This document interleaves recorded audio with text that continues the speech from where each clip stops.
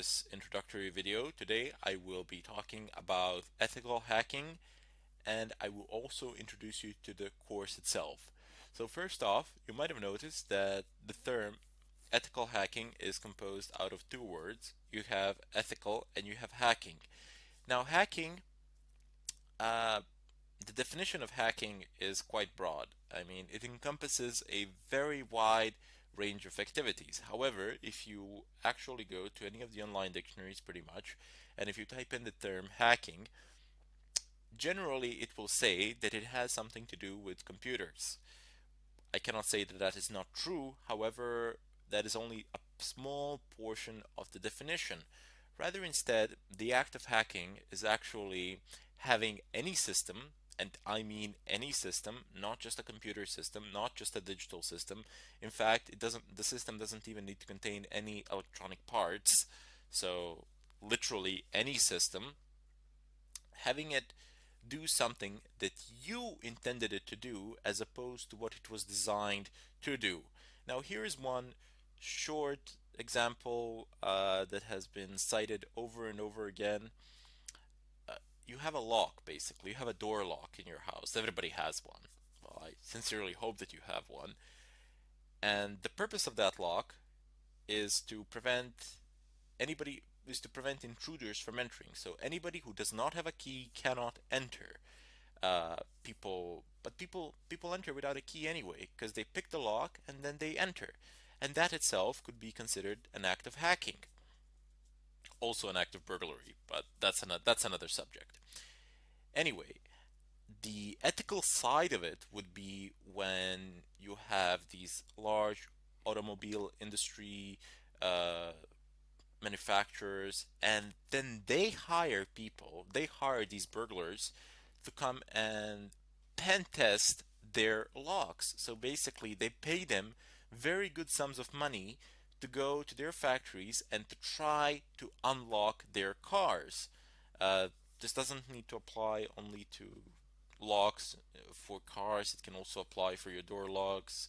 Manufacturers of pretty much all sorts of locks, they hire people to actually try and pick lock them, and then if they succeed doing it, and if they succeed, they pay them a very good sum of money. I do believe that prices for one car manufacturer, they went up to 1 million euros if you manage to break their locks. But what I'm trying to say here is that they have the ethical side of it would be when you have a permission to do it, when it's within the constraints of the law. And the act of hacking itself can be within the constraints of the law, but doesn't necessarily need to be. Anyway, we will not be focusing on those types of locks today, or during this course. During this course, I will teach you how to penetrate networks, how to exploit systems, how to break into computers, how to compromise routers, etc. You will be after you've finished this course, after you've absorbed all the information in it, you will gain the ability to do some serious damage. Now, because of that, I wish to give a disclaimer here. So first off, I do not encourage any sort of illegal activity. Furthermore, I strongly advise against it, and I am against it.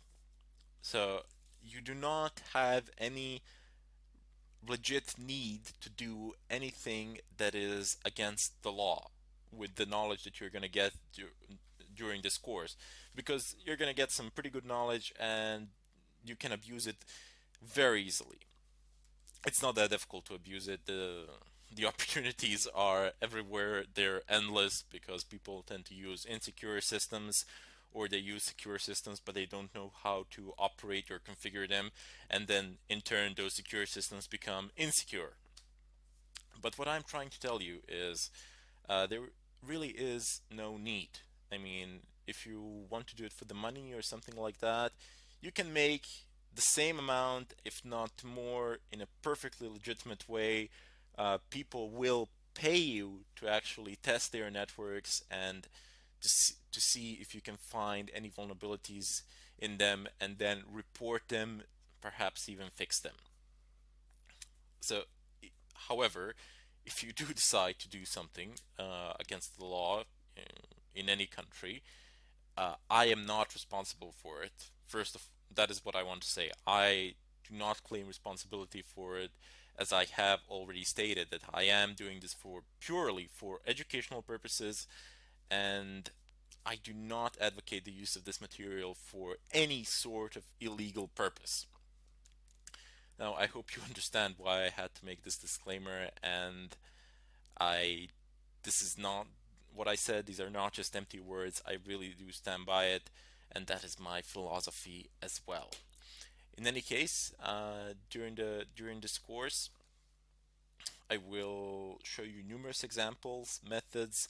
You will need some prerequisites over which I will go in the next tutorial.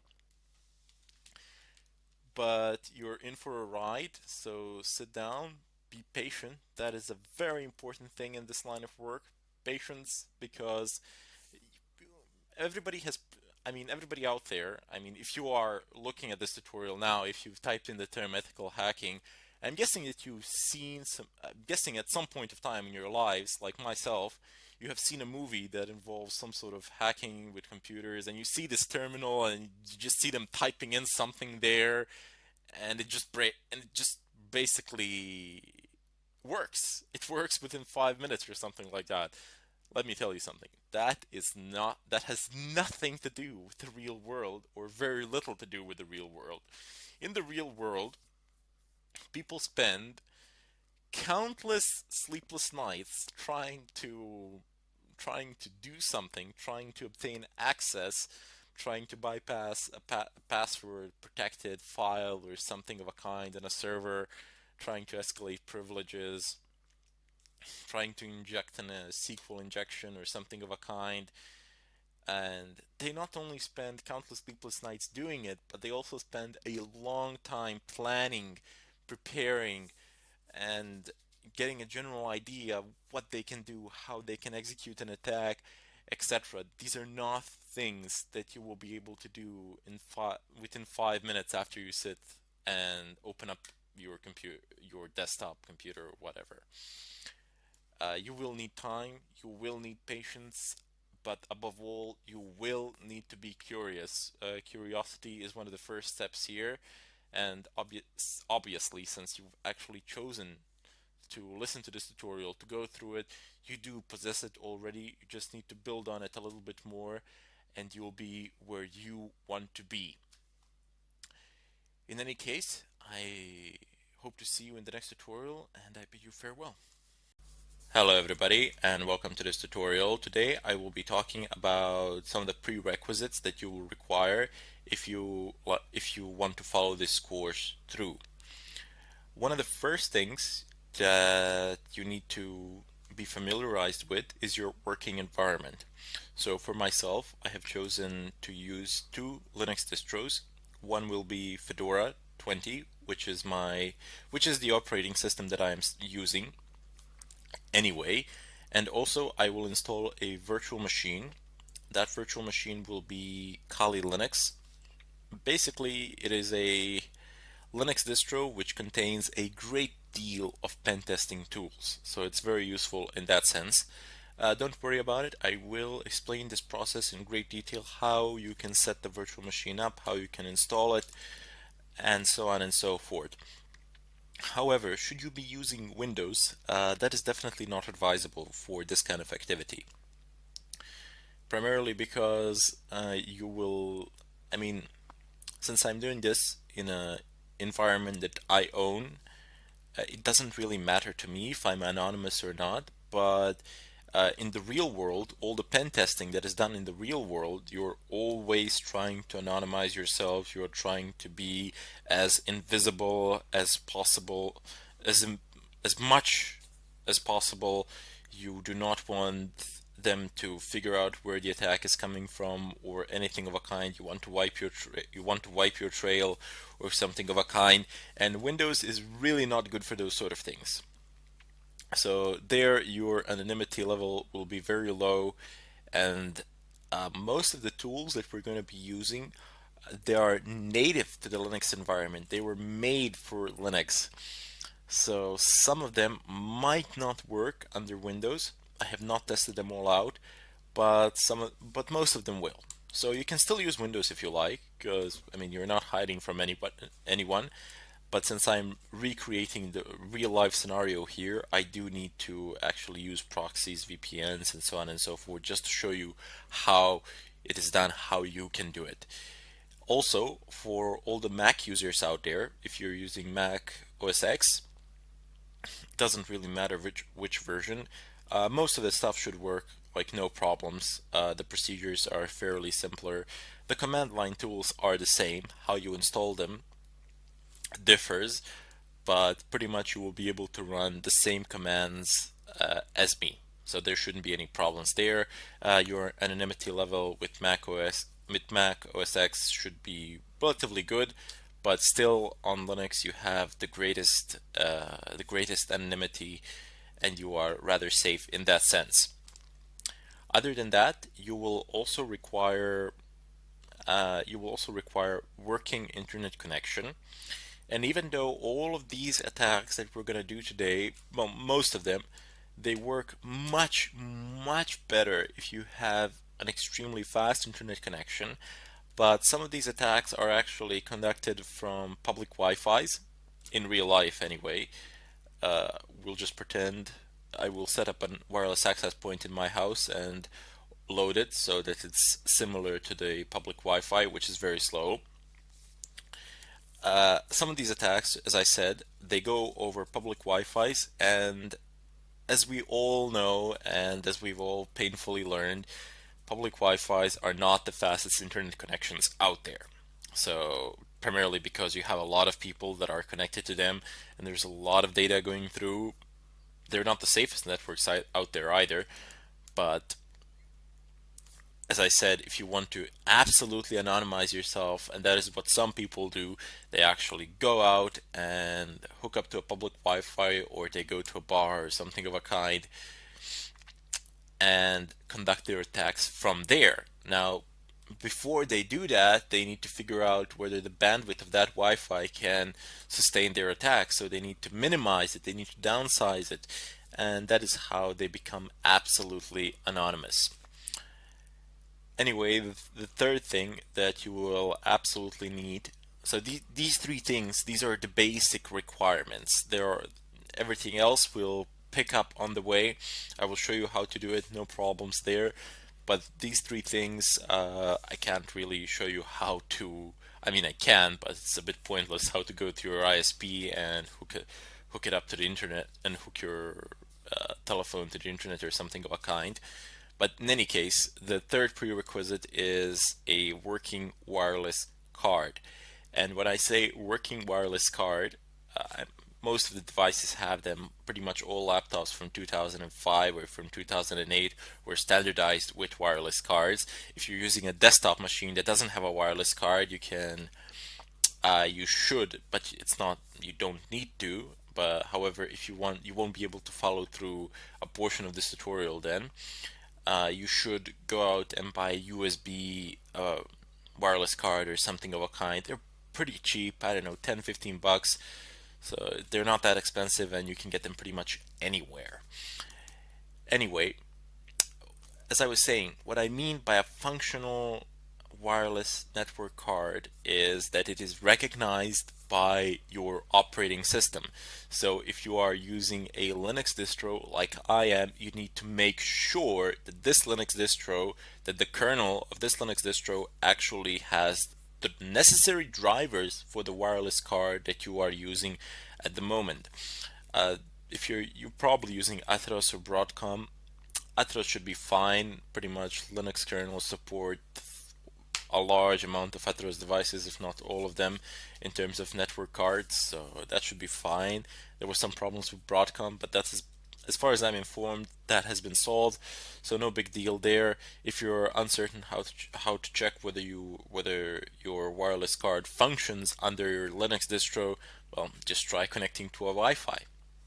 If you can connect, to a Wi-Fi access point. If you can connect, obviously it works. If you can't, it doesn't work. But don't just hop to a conclusion that it doesn't work. Maybe it's just turned off or something like that. But do not worry, I will show this in greater detail in the follow-up tutorials where we actually go over the installation process and all of that. Now there are a couple more things which we need to go over before we head over and start the installation. I would just like to go over some basic terms over some basic terminology that you will need in order to be able to follow this course, in order for you to be able to follow the future tutorials. In any case, I bid you farewell and I thank you for watching. Hello everybody and welcome to this tutorial. Today I will be talking about some of the basic terms which you will need in order to follow this course through. So first off, you have three main categories of people.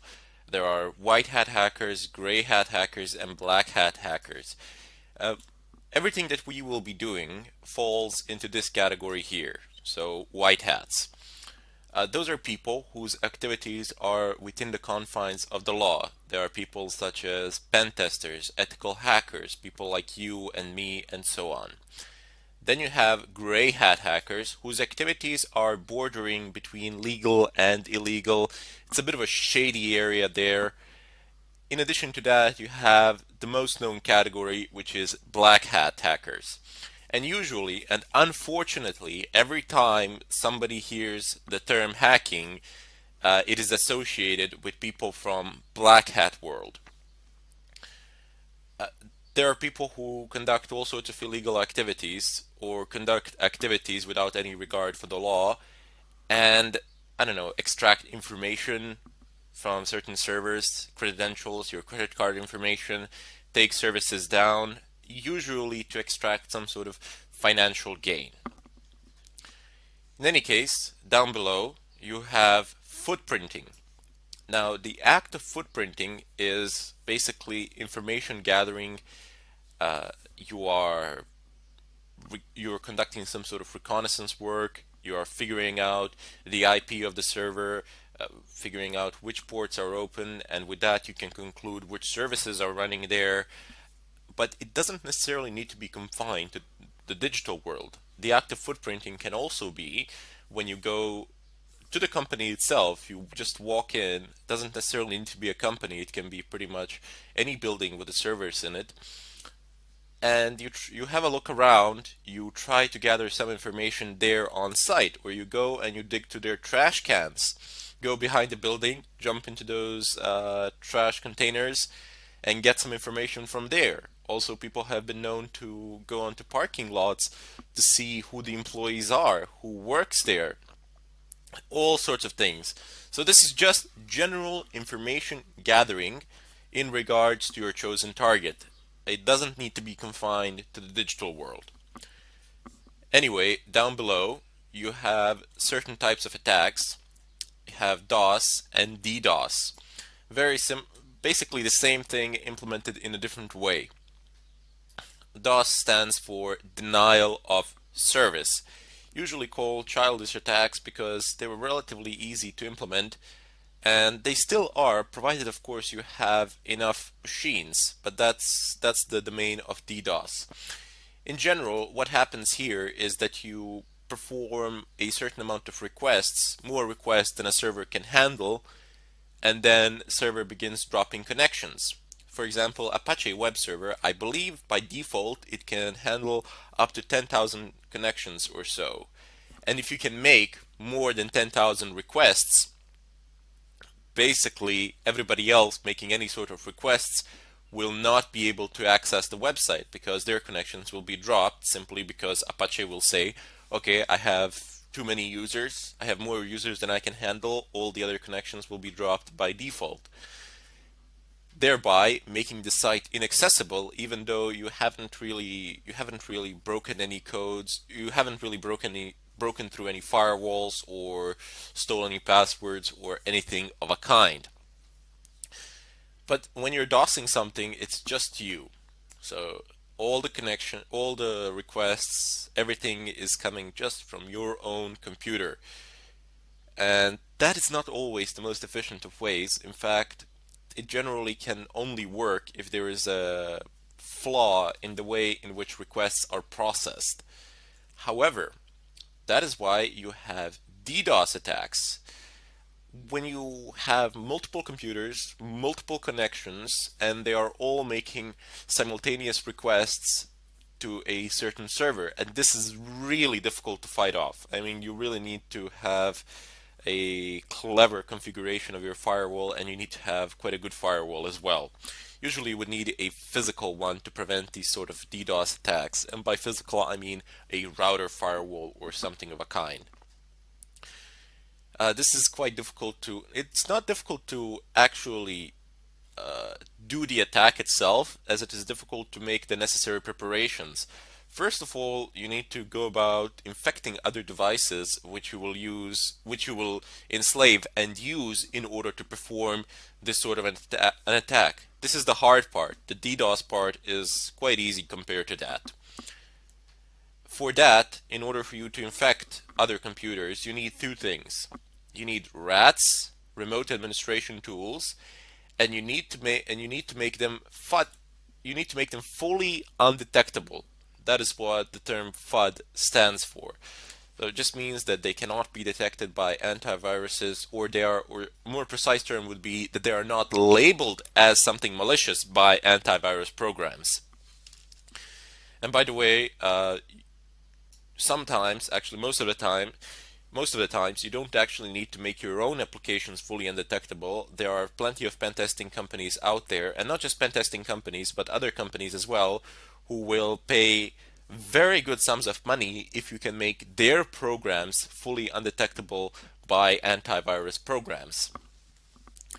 Down below, the RATs, remote administration tools. Now, they themselves are not some sort of hacks or anything of a kind. You just basically put them on a USB stick or something of a kind, send them in a mail, share them in a zip file, and in such a way, that's just one of the ways to infect other computers, other devices, enslave them, convert them into your slaves, into the slaves of the main server, wherever that might be, wherever you might set it up. And then you can use all of those computers to conduct all sorts of activity. This is very good because it anonymizes you to a very large extent. It is very difficult to track you. It is very difficult to track somebody down, whoever is doing this, primarily because the users who are infected, they have no idea that somebody else is controlling their devices, because nothing is really happening on your desktop. You can't really see.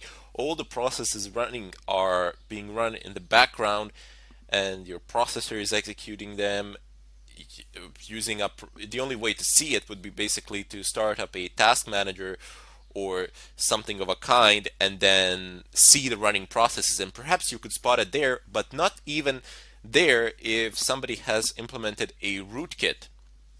So a rootkit is a tool basically which you install onto an operating system, and it is able to hide running processes from the system itself. So when you, for example, start a task manager in Windows or something of a kind, the purpose of a rootkit would be to hide the processes from the task manager. Basically how it works is that task manager requests information from the system, from the kernel, and then the kernel of the system responds, which is the core of the system where all the drivers and the key functionalities are. The kernel of the system then responds, hey, I have this, and this process running, here you go. But what rootkit would do is redirect those requests from task manager to itself, and would basically say, I don't have such processes running. So very, very dangerous and potent combinations here that we will use later on as we progress through this tutorial, but for the time being I just wanted to give a bit of an introduction to it and give you an idea of what we shall be doing through some of these basic terms and concepts. Next up we have phishing attacks. Now phishing attacks are basically when you apply some sort of bait, somebody bites it, and then you pull on it. Simple as that, right? As the same way you do phishing. Well, not quite. Phishing attacks would be when you get I don't know, an email from someone, and there's a link in it. You click on it, and it throws you somewhere, I don't know, onto some website. It perhaps looks like something legit. It perhaps looks like a website that you are using or something of a kind, but it is not. And you pass in your credentials, and that can be a problem. But this is generally avoided today. This is not something that happens in such a way. Rather, instead, what happens these days is that the DNS servers get changed on your routers, and once that happens, all the requests that you make on your web browser get redirected. So for example, if you type in facebook.com, you're going to get a domain with facebook.com from some private DNS server, God knows where, whose MX records are altered, and they have been configured, for example, to make redirections to interpret, sorry, not redirections, but rather instead to interpret facebook.com to a certain IP address that does not belong to Facebook or anything like that. So you open up your Facebook, it looks exactly the same. There is no way to tell because in the upper left corner of the screen you have the domain name written. It's www.facebook.com, and basically provide in login credentials. Once you do that, they're gone. Somebody has them. One of the one of the ways to detect this, even though it's very, I mean, it's not hard, but nobody really pays any attention to it. In the upper left corner, you might check whether the protocol is HTTPS instead of HTTP. Because usually, if these kind of attacks are conducted, it's not going to be HTTPS, as that is a lot harder to implement. But if it is HTTPS, there really wouldn't be any legit way of figuring it out other than actually checking the keys, checking the certificates, and nobody actually does that. I mean, well, maybe not nobody, but 99% of users out there are not going to bother to go about conducting such checks. Anyway, I know it sounds a bit complex, but believe me, I will explain this in great details. I will give you several demonstrations, and by the end of this course, you will understand and know how to do this with great ease. It will not present a significant obstacle in your line of work.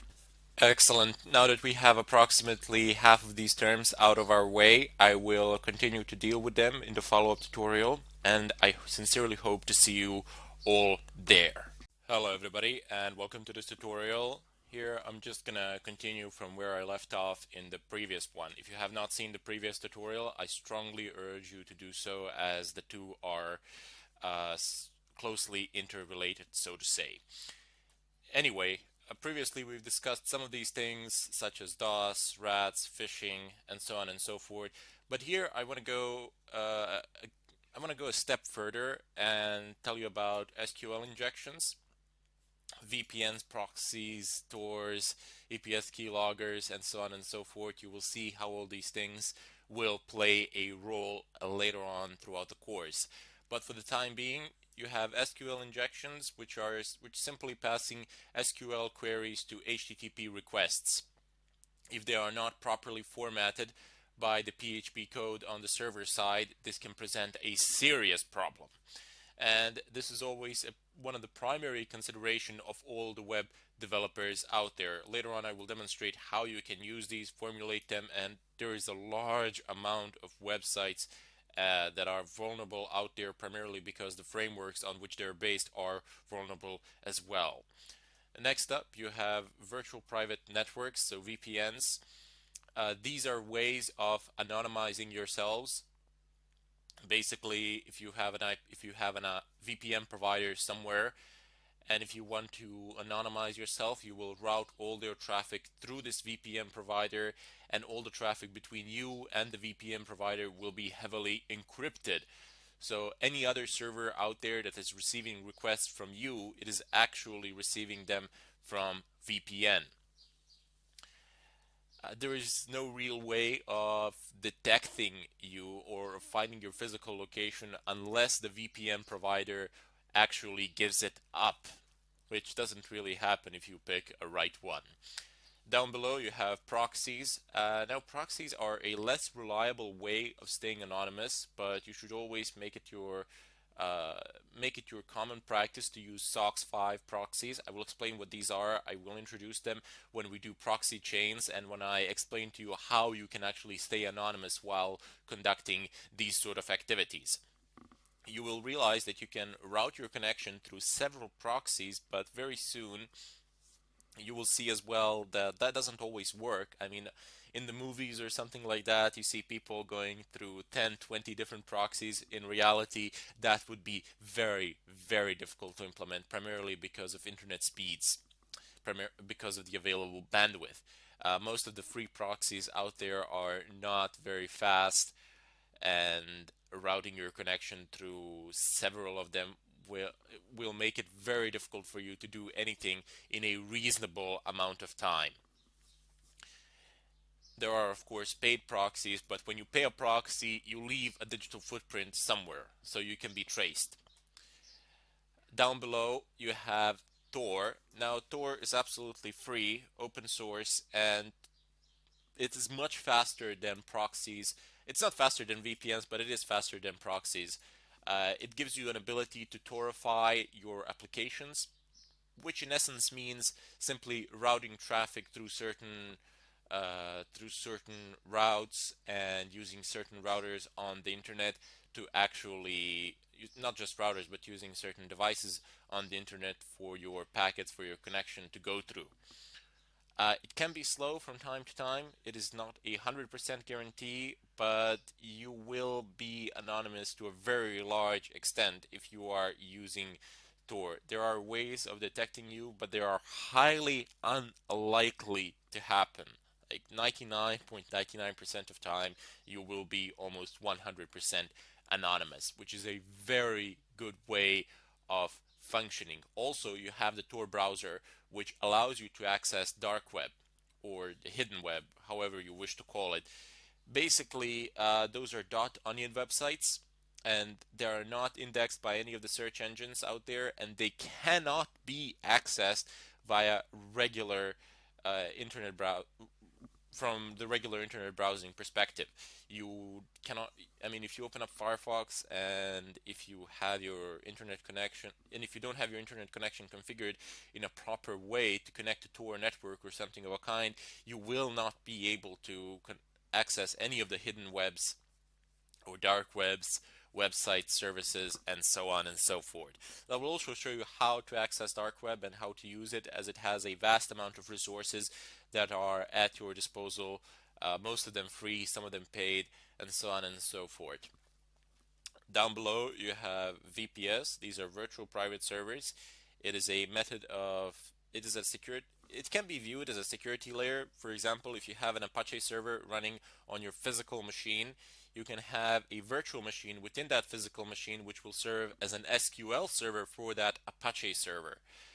This is done so that the SQL server cannot be accessed from outside and that you don't have an SQL port open on your physical machine. So only devices, only programs and users from that particular machine will be able to access the virtual machine where the SQL server is. Bit of back and forth action here. It might sound unclear or something like that, but I don't want you to worry about it now. When I show you the examples, when you get into it, you will understand it. I guarantee it to you. So no problems there. Here, I'm just introducing you to the terminology and giving you an idea of what is to come. Excellent. So we also have keyloggers, which are tools that are used to steal credentials, and not only credentials, but also used to extract information. If you manage to deploy a keylogger on a machine, you can configure it to record all keystrokes and then to send them to a mail address, to an FTP server. Today, keyloggers are advanced to the extent that they have like 100 options or so, configurable to the fullest of extents, and you can do pretty much whatever you want with them. I mean, they have their basic functionalities still. Basic functionalities is still there to record the keystrokes, but not only do they record the keystrokes, for example, they can extract existing information as well. You can configure their behavior. how the stealth level of the keylogger. How will it hide? Where will it go? Where will it be installed? What sort of information do you want to extract? Do you want to monitor particular folders for activity, and do you want to record it? You can configure them to take screenshots. You can configure them to use the camera on the device which you have deployed a keylogger to take a picture every 5 minutes or something like that. That wouldn't be the brightest of ideas, because obviously somebody would see that you're taking a picture. But those are just examples of what you can do with them, and later on we will actually download the genuine keylogger, install it, deploy it. We'll show you methods of deployment and how you can configure it as well. Although you should be very careful from where you download your tools, such as keyloggers, uh, remote administration tools, rootkits, and so on and so forth, primarily because you never ever want to download a uncompiled binary file that is not open source, because you have no way of knowing what's in it, and you absolutely never want to run it on your computer. You might get what you want, a keylogger or something of a kind, but your computer might get infected with exactly the same keylogger that you plan to deploy somewhere, or with exactly the same rat that you intend to deploy somewhere. So that's not a very bright idea. You should use verified sources of such tools. I will show a few of them later on as I go over to the internet and download them. But I'm just making it very clear here that you should be very careful with these things.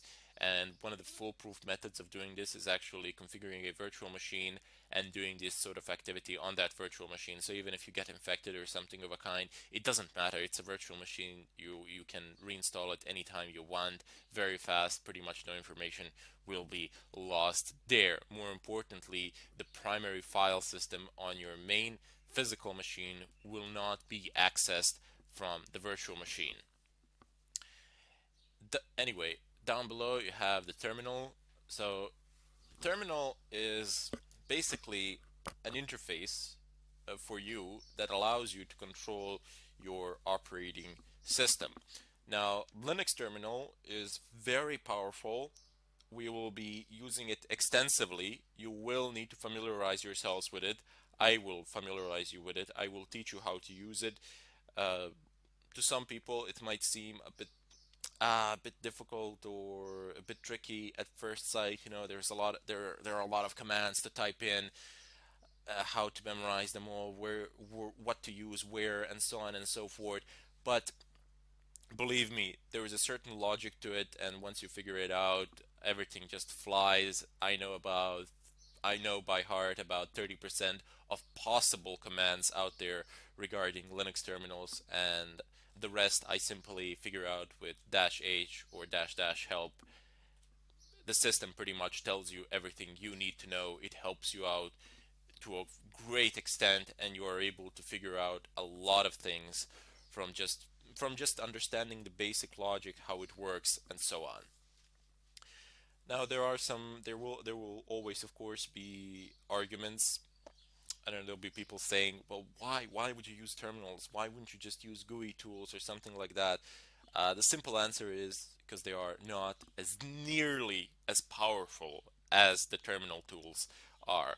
Plus, terminal tools have far less dependencies, and most of the hacking tools are basically designed for the terminals. They don't have GUIs. A lot of them do have them these days, but I might go over them briefly at a certain point of time, because the GUI interfaces are not that relevant. When you figure it out how to do it on the terminal, you will automatically by default know how to do it with the graphical user interface for that particular program. Anyway, down below you have firewalls. Now, firewall in Linux is configured through IP table commands. You keep on passing arguments and configuring these firewalls. And this is one of the main reasons why you should not be using any distribution of Windows for this particular tutorial, to follow this tutorial. You will need to install as I said previously, you will need to install either a Linux virtual machine or create a dual boot or something of a kind. Uh, I will of course show how to do this and demonstrate it in great detail. But one of the main reasons, the firewalls are one of the main reasons why we can't use Windows for these sort of purposes. Uh, Linux firewall is open source and it has ridiculous amount of options. A ridiculous amount. I'm not kidding here. You can do with it pretty much whatever you want. You can configure, you can close open ports, forward connections via ports or via IP addresses. You can just forbid certain protocols on certain ports or forbid certain protocols for certain IP addresses, do all manner of forwarding and redirection and so on and so forth. This is all available for free with a Linux firewall. Whilst in Windows you will have some of these options, but most of them you won't unless you, for example, buy a certain package or something like that, which is not something that we really want to do here. We want to keep this budget friendly, and we want to have a powerful firewall which can do pretty much whatever we want it to do. Now there'll be two ways of configuring this firewall, and if you are afraid of messing it up, don't worry about it, because most of the configurations that we will do will be short-lived configurations, so to say, primarily because all the configurations made to the firewall from iptables command, unless specified otherwise, will be temporary and they will hold until the next system reset. There is a way to circumvent this, of course, and to configure the firewall rules in the configuration file directly and thereby making the changes permanent, which is also one of the ways of doing it, but I don't generally prefer it. I prefer to have a script somewhere which you can run at any time and it will configure your firewall by default. This is primarily because this is primarily because you won't have your tool set on a USB stick or somewhere online or something of a kind, and you have these quick scripts which you generate and then they perform these tasks for you in an automated fashion. It's really simple. I will show you how to make these scripts. You do not necessarily need some advanced programming knowledge or anything of a kind. Basically, what these scripts are a list of Linux terminal commands, which we will do anyway. So basically, the script would consist out of a list of those commands, and then you just change the mod of the script to be an executable file, run it, and all those commands are you are passed to the system, and those tasks are finished in an automated fashion by default. Anyway, one of the final things that I wish to address here are reverse shells. So there are hundreds, if not thousands, of reverse shells out there that you can use. I will pick a few that we will use depending on the framework, depending on the environment, of course, that we want to infect. But in essence, what reverse shells are, as the name itself says, you have a program with which you infect another device, and then that program opens up a reverse connection from that device back to you. So you can keep on passing commands, you can keep on controlling the system even though you are nowhere near it. There are different types, of course, today with routers and so on and so forth. With such firewalls, you do need to do a lot of extra configuration, and there are problems that need to be solved and addressed. You will see how, when you are trying to break into a single computer, sometimes you need to break into the router first. Usually, you need to break into the router first, unless you're performing these phishing sort of attacks or there's a web server or something of a kind running in the background. But attacking a private device, a private computer, which is usually what people do as preludes to bigger hacks because they want to extract some sort of information or something of a kind from, let's say, a company's employee that's a network administrator or somebody like that, they will one of the basic vectors would be to attack a home router, change the DNS settings there, and try to steal credentials in such a way, or put the computer in the DMZ of the router, the militarized zone, so that the router is no longer effective for that device. rather instead it just forwards all traffic to that device regardless. So that can be, those are just some of the types of attacks that you can do, but reverse shells will depend on the choice of the environment that you are trying to infect, and will depend on the choice of your attack route as well. In any case, I hope that you got some basic introduction to these terms. I again repeat, if you didn't figure it out all immediately, don't worry about it. We will do all of this in great details with a lot of examples, and you will understand it. It's not complicated. Do not allow fear to dissuade or stop you. Just keep on going in spite of it, and if you can just stick in till the end of this course, you will, I guarantee it to you, you will understand it with just a bit of focus and a bit of curiosity. You will be able to obtain the necessary skills needed in order to become a pen tester or an ethical hacker.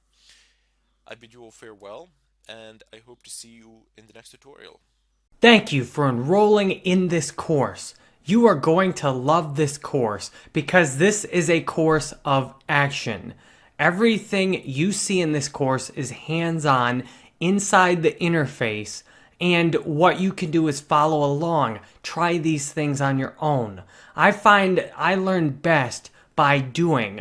So this is intended for every single lecture. You can watch the lecture.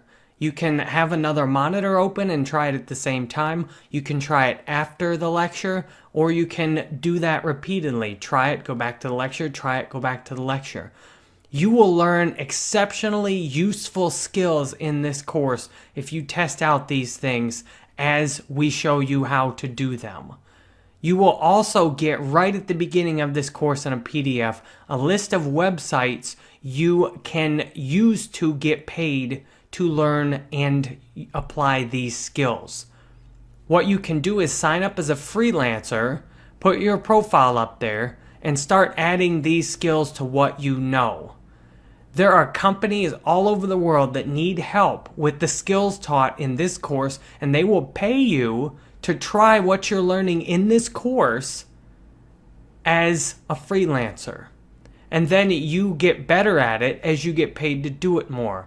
That's exactly how I learned and grew my business, by continually getting paid to learn skills people needed help with.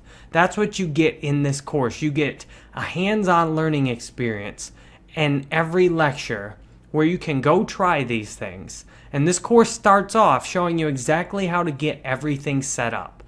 What you need prior to starting this course is a good internet connection, although you can do it on a slower public Wi-Fi internet connection. This course will work best if you follow the first several sections showing you exactly how to install all of the software for an ideal experience. Once you've got that set up, and I are continuing to add tons of new lectures. This course will eventually have 10 plus hours of video showing you exactly everything you can do once this is set up. So get started by looking at all of the setup instructions and doing them yourself. Get to know the basic terms, and then you can have an awesome experience out of this course. And I are here to listen to your feedback. At any time, all you have to do is tell us exactly what you think of a lecture, ask us a question, and and I are here to answer your questions every single day. We commit to answering any discussion question you ask as fast as we can, which usually will be 48 to 72 hours, sometimes shorter, sometimes longer. So go ahead, get the most out of this course, and we are honored you are here spending this time with us. Thank you. Hello everybody, and welcome to this tutorial. Today I will be talking about our working environment. I will show you how you can set it up. So first off, we need to install VirtualBox. Now, it doesn't matter if you're running Mac OS X, Linux, or Windows, you will still need to do this for several reasons, really. First of all, I mean, we're going to be doing a lot of stuff, and we're going to be doing it as root. So we are always facing the prospect that we might break something, that we might mess something up. And it's just better to have that virtual machine, because even if you do mess something up and even if you don't know how to fix it, it doesn't really matter. It is only a virtual machine. You don't really have any data of importance on it. However, if you mess something up on your main machine, that can be problematic. If you're forced to reinstall it or something of a kind, then you need to back all your data up. You need to figure out where everything is, etc. But or you can try fixing the problem, and depending on what that is, it could consume a large amount of your time. So just take my advice for it and go ahead and install VirtualBox. It's not that complicated, it's pretty simple. I'll show you how to do it in a minute. There is another reason why we're installing a virtual machine, and that is safety. We're going to be downloading a lot of stuff from the net, and even though I will be using sites that I consider to be safe and that a lot of other people consider to be safe, it is always good to have that extra layer of protection. So even if something happens on your virtual machine, even if it gets compromised or something of a kind, it's fine. It's a virtual machine. No problems there. There's nothing of importance there. Your private information is not there. Your credit card is not there. There is literally nothing there aside from the tools that you are using that can be obtained from the internet anyway. So, without further ado, let's just go ahead and see how VirtualBox is installed. Now, there are two ways of doing this. One is preferable over the other. So, the first method is a lot simpler. So you can just go ahead, open up your favorite browser. Mine is Firefox. Use your favorite search engine. Type in VirtualBox. VirtualBox. Press enter, and there you go. Straight off the bat, you have official site VirtualBox. Just gonna go ahead and open it. In the left corner, it says about screenshots. There's a download of documentation here. For the time being, there really isn't any need to go over it. Rather, instead, just click downloads. Excellent. So here you have a list of host machines. Have VirtualBox for Windows hosts, for OS X hosts, for Linux hosts, Solaris hosts. Actually, for Solaris, you can just use it from the repositories immediately. But for the time being, we cannot use the repositories. We need to configure them in Linux, and repositories in Linux are places from where you pull your software for your Linux distro. Anyway, we will need VirtualBox for Linux hosts. I have already downloaded it in order to save time in this tutorial, but you just click on it and then it pops. So you have these guys are amazing. They have this virtual machine manager set up for multiple Linux distributions. So you have Ubuntu, you have Debian. Not sure why they actually separated Ubuntu and Debian, but it doesn't really matter since Ubuntu is based on Debian. Pretty much everything that works in Debian will work on Ubuntu as well. You have OpenSUSE. Wow, we even have the enterprise. But for the time being, I'm interested in Fedora. And even though Fedora 21 came out and it says here Fedora 18, that's perfectly fine. It's going to run no problems. Anyway, right next to it, you have i386 and AMD 64. What these markations mean? Well, basically, they're just references to 32-bit and 64-bit architectures. If you do not know what your machine is, whether it's 32-bit or 64-bit, well, no problems there. Just go ahead and open up your terminal, type in uname space dash a, press enter. You don't need to be root to do this. You can do this as pretty much any user, and you get a listing of information here. So you have Linux platform, local host, that's the domain. You have the version of the kernel and Fedora distribution as well. It's number 20. And then you have the architecture. So it's x86 underline 64. There we go, 64-bit architecture. Fantastic. Now that we have established that, you can actually go ahead and click on it. If you're using a 32-bit one, just click on the 32-bit one. The procedure is absolutely the same. There are literally no differences. It gives me an option to save a file, so just click save and then click OK. That will download the file for you in the default downloads folder, unless you've configured it in a different fashion. I'm just going to go ahead and cancel it because, as I said, I've downloaded it previously in order to save some time in this tutorial. So just cancel. Go back to your terminal. Now clear the screen. You will need to be root in order to do this. So just type in su, press enter, and type in your password. And of course I got my password wrong. I'm quite famous for doing this. I don't know why, but it's fine when I forget my passwords. When I forget my encryption keys, that can be a bit of a problem. Anyway, there is a tool for managing RPM packets. As this is a Red Hat distro, all the packets, software packets for it have an extension .rpm. Here, let me just go ahead and show this to you. I'm going to go ahead and create a bit of a bigger zoom in so you can all see what I am doing here.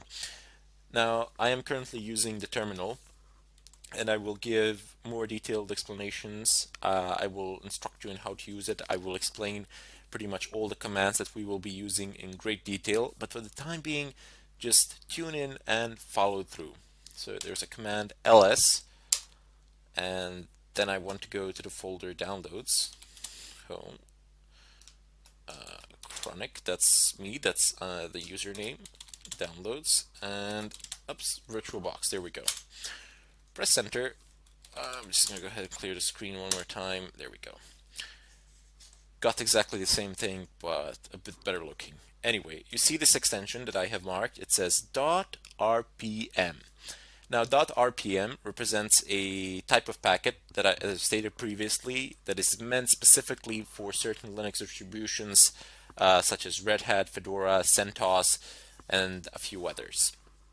What you can do is use your default RPM software. So just type in RPM space -i. -i argument is for install, and then specify the path to your package. So home, chronic, downloads, VirtualBox, and press enter from here. Now again, this process is automated. There isn't much that you need to do here. Maybe press yes and that's it along the way. But in any case, this is not the method that you should be using.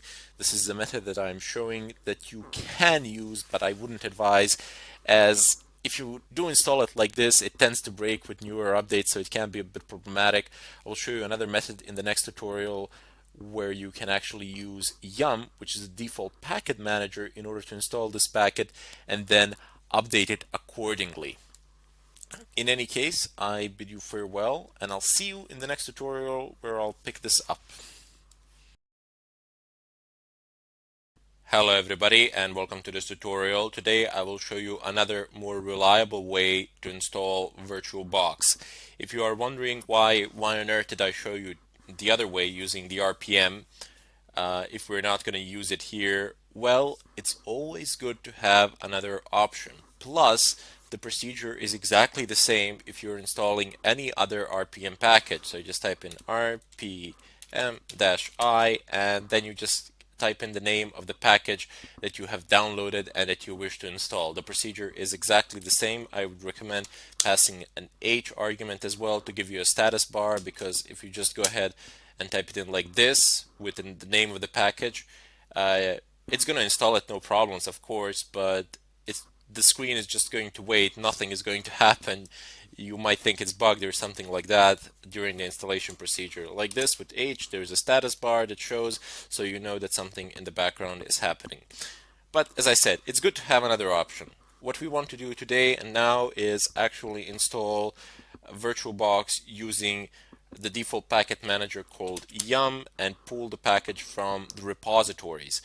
Now, what are repositories? Repositories are places where software packages are stored for Linux distros, and then you can pull those packets, those software packets, from your Linux distro using the default packet manager. It's very simple, it's extremely easy, and it's one of those things that you will absolutely need to know how to do because you'll be installing and uninstalling a lot of things during the course of your pen testing career, during the course of pretty much any pen testing exercise in general. So let me just demonstrate this to you. You type in yum and then you give it a command. First of all, you use yum to call your default packet manager, which is yum basically because I'm using Fedora, but if I was using some sort of a Debian distro, it could be aptitude, aptitude, or it could be apt-get, and some other distros have their own packet managers, but we're not going to get into those now. Later on, I will show you what Kali Linux is using. That is the Linux distro that we will be using in order to conduct some of the pen testing exercises. So first off, you type in yum as I said, and then type in search, which is you're basically telling Yum what to do. You want it to search for something, so you just type in search. It's pretty much exactly the same as English language. You just kind of need to figure out the logic of it. And then you want to search for an approximate name of the package that you want. So perhaps you don't know the full name or something like that. Don't worry about it. Just type in a portion of the name. It will suffice, and pretty much everything that contains that portion of the name will be displayed. So we know what we want. It's virtual box, and you might think that this is the full name of the package, but no, it is not. Soon you will see. And there you go. It has printed out every package that contains VirtualBox in its name, the word VirtualBox in the name of the package or in the description of the package, because you see you have the name of the package here, colon, and then you have the description of the package here. There are a lot of things have popped with the name VirtualBox, and you're wondering perhaps which one to install. Well, you need the Kmod one, and here you have the kernel version and the Fedora version. So FC would be the Fedora version, and here you have the architecture. It's 64. I can't select it. There we go. It's 64, and here you have the kernel version. So you can compare it to what you have, and based on what you have, what your operating system is, you can pick it from here, assuming that it's a Fedora 20. You can use any other distro. The procedure is fairly the same. Later on in the question parts, if you're using, for example, a Debian-based distro or a SUSE, OpenSUSE or something like that, feel free to ask me. If you can't manage it there, I will help you. I will help you out, no problems. But for the time being, I'm just going to go ahead and install it here. Let me just go ahead and clear the screen. In order to install the package, you need to type yum install, and then you need to go ahead and type the name of your package, which would be the last one for me anyway. This one. Oops, here we go. The name is a bit long, so I'm just going to go ahead and copy it. But you see, there is one fundamental problem here. The VirtualBox package is not found in the default repositories of Fedora. And that is a bit of a problem, primarily because none of these commands would actually work if I did not previously import RPM Fusion repositories. RPM Fusion is simply the name for a certain type of repositories containing certain types of packets.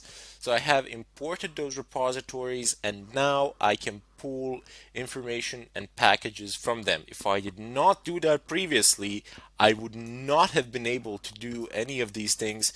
Yum search VirtualBox would yield no results of whatsoever. I would get a blank screen. I would get like a message here saying that no packages were found that matched this particular name, and then just a blank screen. That's it. So that can be problematic. In order to solve that problem, you need to go ahead and open up your favorite browser. I already have this website opened. To save a bit of time, it says rpmfusion.org /configuration, but here let me just go ahead and search for it. So type into any search engine RPM Fusion, it's gonna pop. Do not worry. So it's rpmfusion.org. Click on the website, open it up, and here you're gonna get instructions immediately. It's a very simplistic website. There isn't any tinkering that you need to think about or some advanced configuration. Nothing of a kind. It just says for users and says enable RPM Fusion on your system. Click OK. Not OK. Just click on the link, and there you go.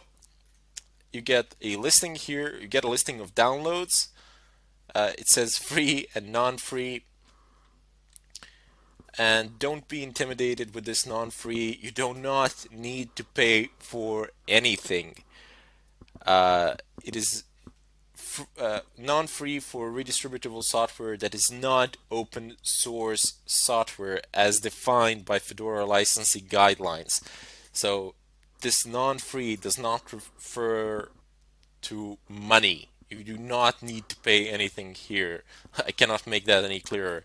It simply refers that the software is not open source software as defined by Fedora licensing guidelines. So it might actually be open source, but it just doesn't fit within the boundaries of Fedora licensing guidelines. Anyway, that part is not that interesting to you. Down below, the thing that you need to know here is that non-free is actually free in terms of money, but non-free in terms of source code. Anyway, as I said, that's not really that important for you anyway at the moment. Down here, you have actually RPM packages. Remember from the previous tutorial, I've showed you the extension .rpm. When you download a package, we could actually download one of these. Actually, I would download the first one and then install it using my RPM software.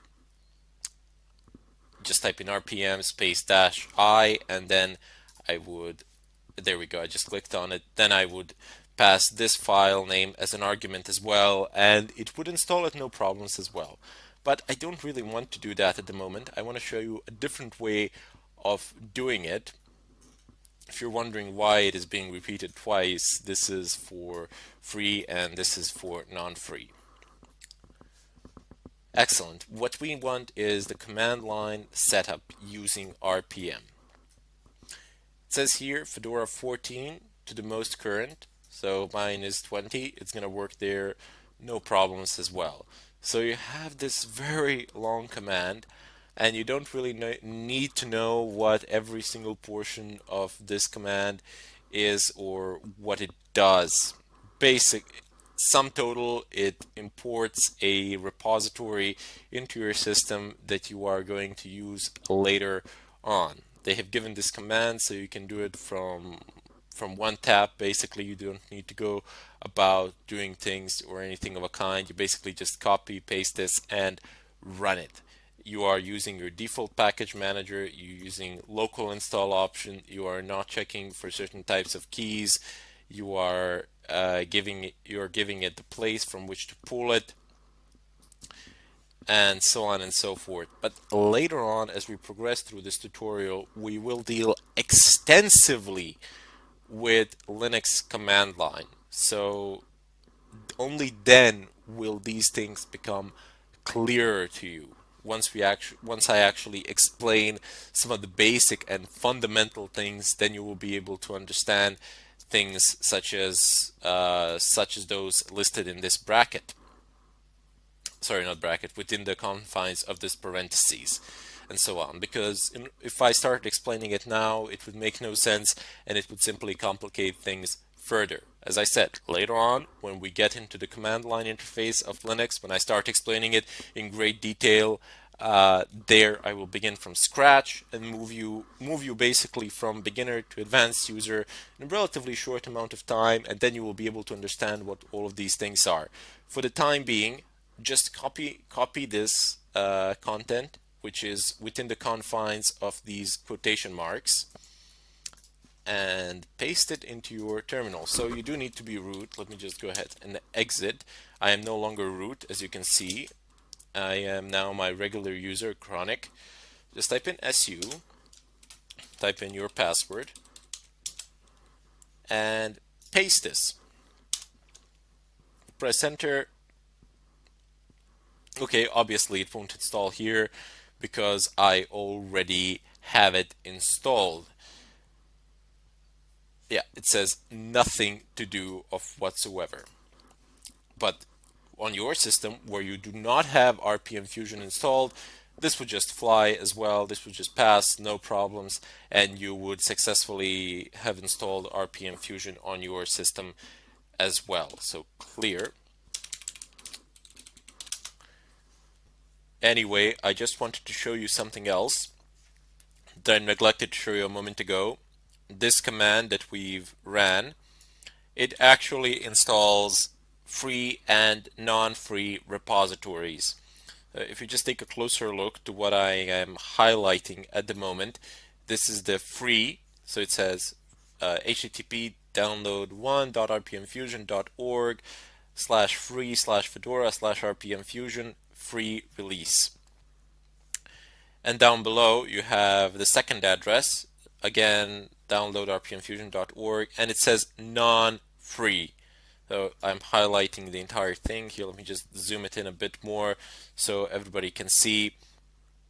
And there you go. You have two completely, well, they're not completely different addresses, but they are definitely different addresses referring to different types of repositories. Anyway, now you can go back to your terminal. Do not log out of root. Stay root because you will need root privileges in order to do this. Type in yum search once again virtual box, press enter, take the last one or whatever one suits your current kernel. You check the current kernel by typing in uname-a, and here you go. So it's 3.18.7.100, 3.18.7.100, FC20, FC20, and then you have the architecture listed here as well. So clear the screen, type in yum install, paste the name of the package, press space -y, and if you have this command, just press enter and it will install. It will run through. I've already installed VirtualBox to save some time as well. You will have it up and running on your system, and after you've installed it, do not forget to type in yum update as well. So let the system just run through the updates, so you would make sure that you have the latest version, that you have everything up to date and running. In any case, that would be it for this tutorial. In the next one, I will start VirtualBox up, explaining some of its features, and hopefully through the follow-up tutorials, I will start installing an operating system within my virtual machine, within my virtual environment, and we'll see how that process goes. Thank you for watching, and I hope to see you in the next tutorial. Hello everybody, and welcome to this tutorial. Today I will go ahead and download Kali Linux and demonstrate the installation procedure as well within a virtual environment. So first off, go ahead and open up your browser, type in Kali Linux, press enter, navigate over to their website. So it's www.kali.org. It's HTTPS, don't forget to check that.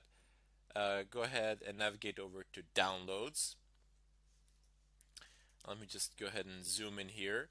Excellent. So here you have images. So it says Kali Linux 64-bit. You can have a direct ISO download of an ISO file, or you can go over to the torrents and download it from there. Now, Kali Linux, due to the amount of tools that it has and that come pre-installed, is fairly massive for a Linux distro. I mean, it's 3 GB, which is huge.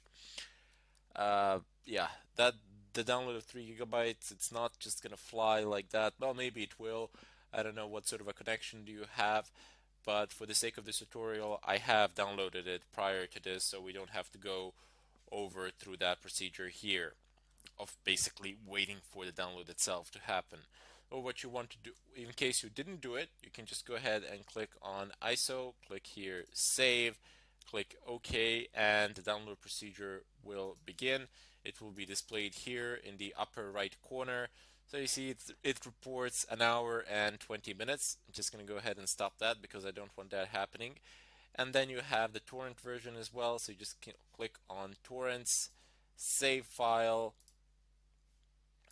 open up what is displayed here, and it should open up transmission at some point of time. It's a bit late. Let me just go ahead and try that again. Yep, there we go. So it has a few files marked here. You can just go ahead and click open, and it's gonna start the download process. This might be a bit of a faster option depending on the status of seeders, but it's really up to you. You can't really go wrong, especially if you have a faster internet connection. It will not matter that much to you.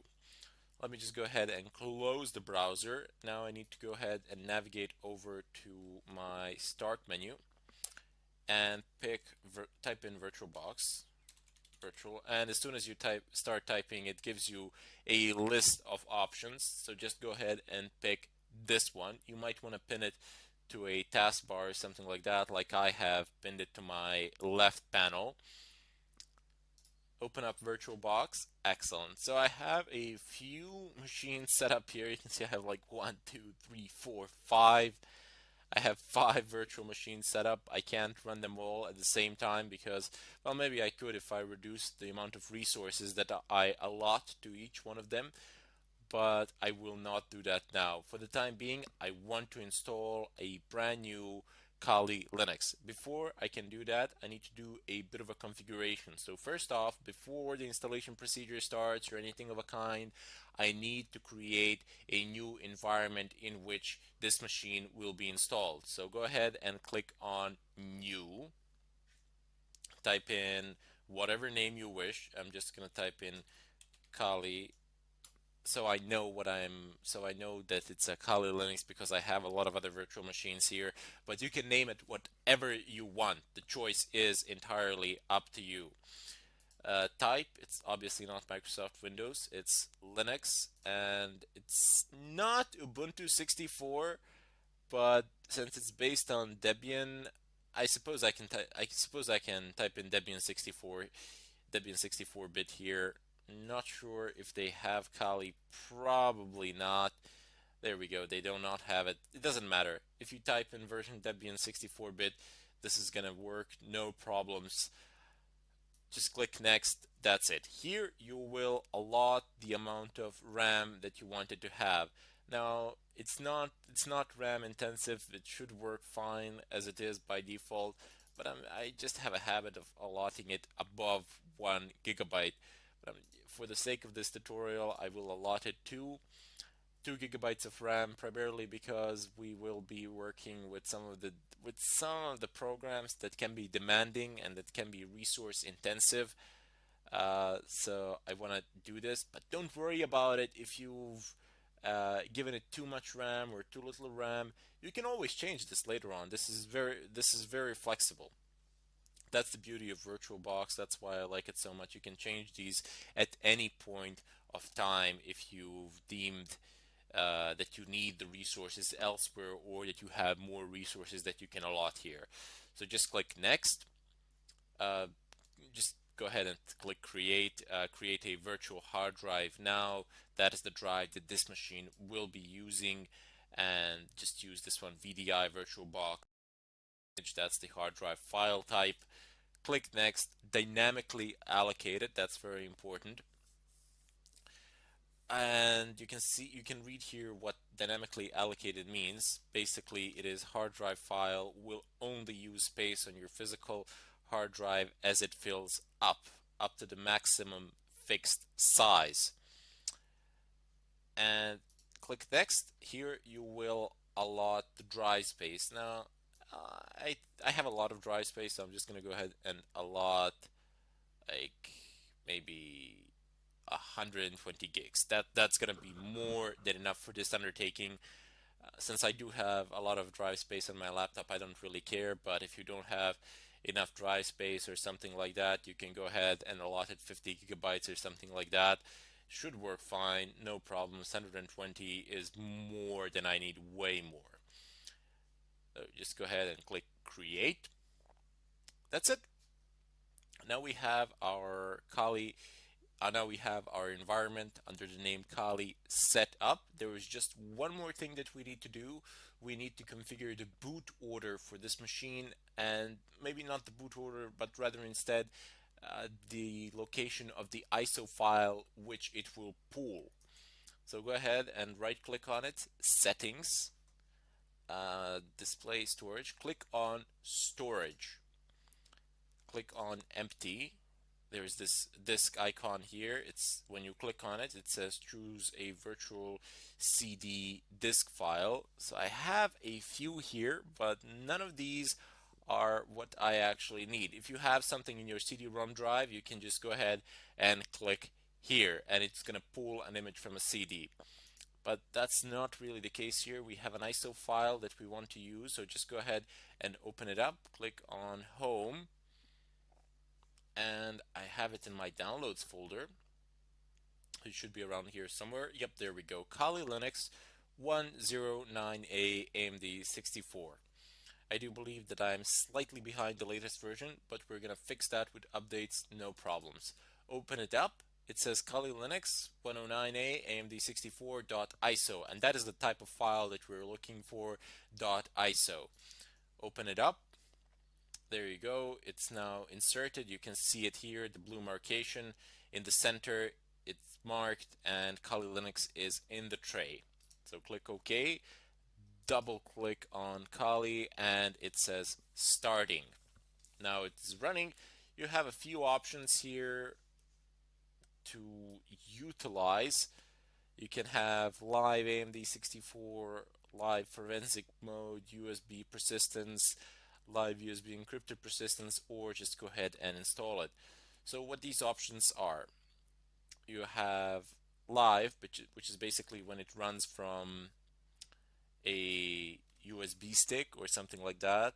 Those are the live boots, can be USBs, CDs, or something of a kind where the system is booted from an external device, and that is what people usually do when they want to access certain services which are protected by the current operating system. So when you bring it down and when you plug in your USB and boot the system from the USB stick, your system, it will not recognize any of the file permissions previously set by the system that was installed there on the hard drive of the machine because it is down.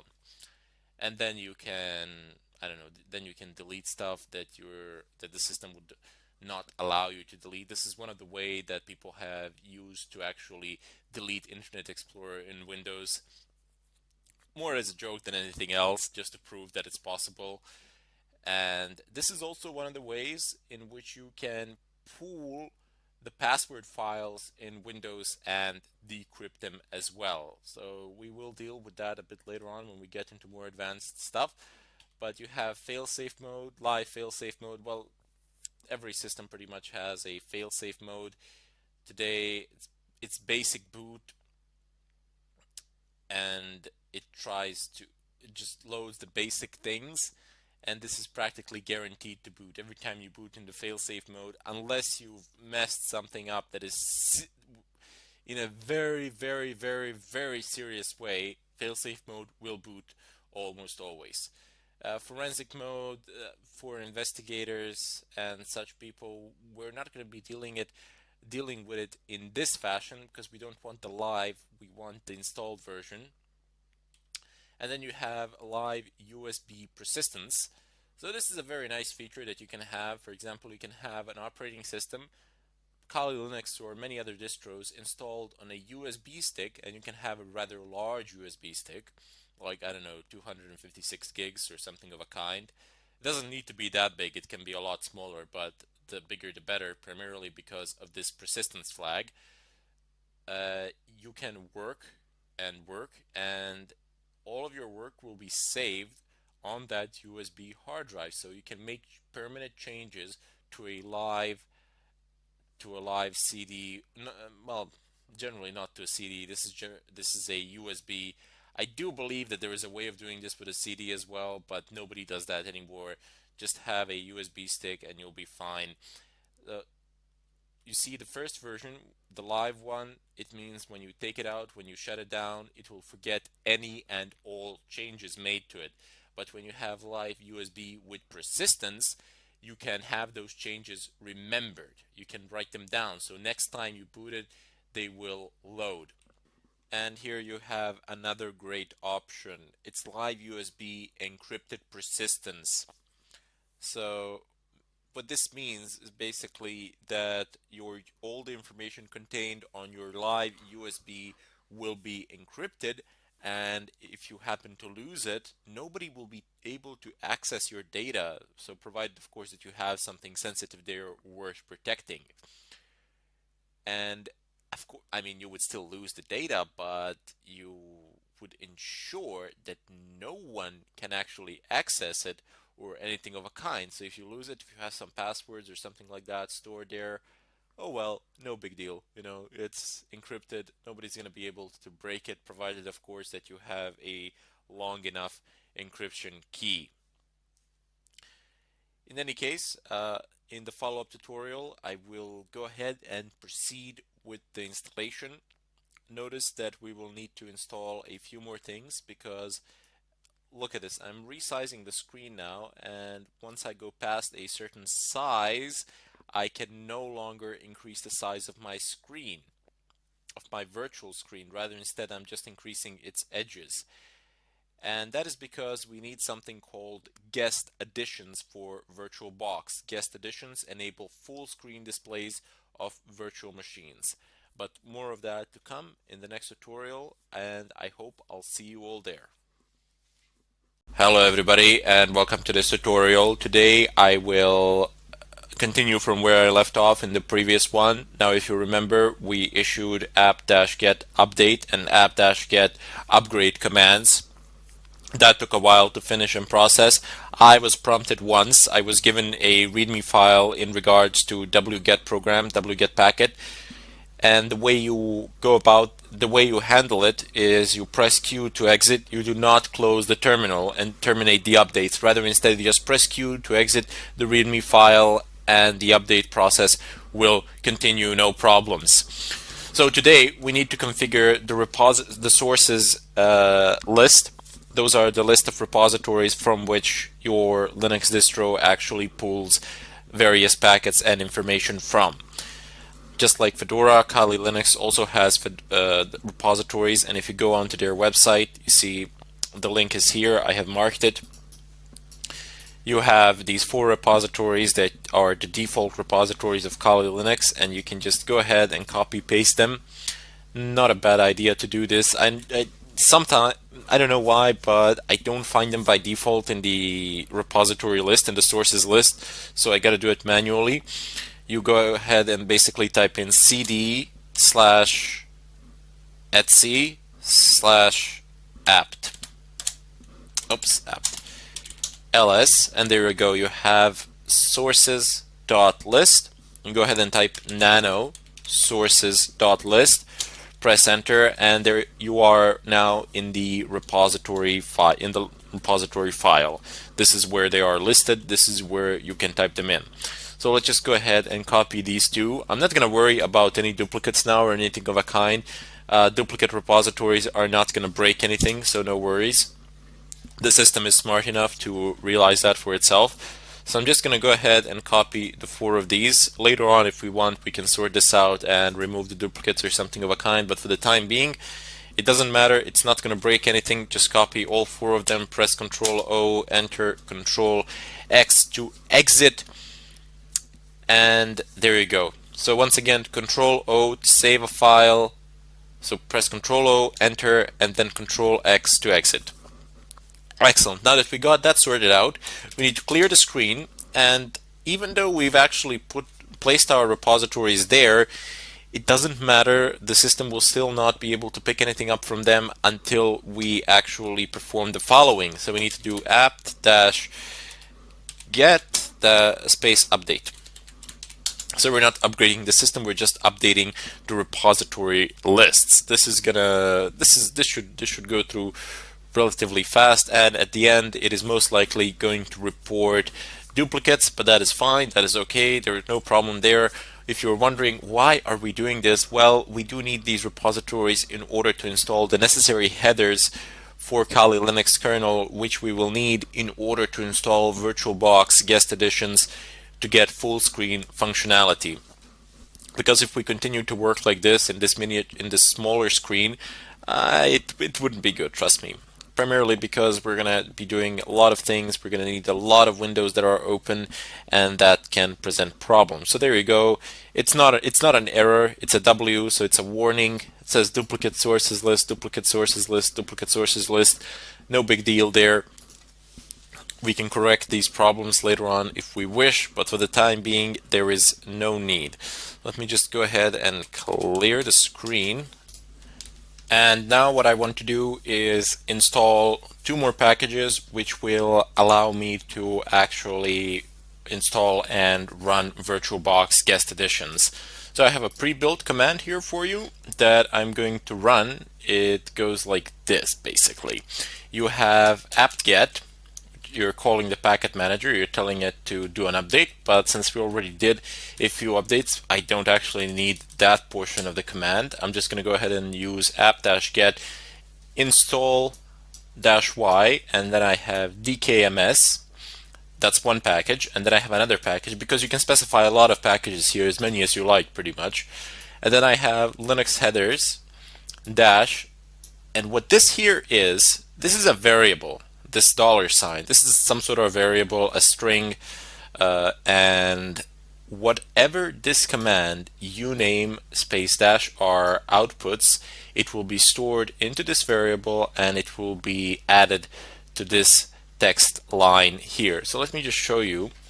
I have uname-r that I ran here on my terminal, and what I got was the kernel version and the system architecture 62, 64, or 32-bit. I'm just going to go ahead and press enter. There is nothing to do as I have previously installed them. I didn't want to waste time during the tutorial, but this command is going to fly without any problems, especially because you have -y argument. You're basically saying to your packet manager, if you have any questions for me, just answer them all with yes. So that went just fine. The install process, I'm just going to go ahead and run apt-get upgrade. You want to make sure that this happens after the installation. I already did it, but just doing a bit of a show here. And it says that 2 of them are not upgraded. It says Metasploit and Metasploit framework, but it says that the packages have been kept back, so this is being done for a valid reason.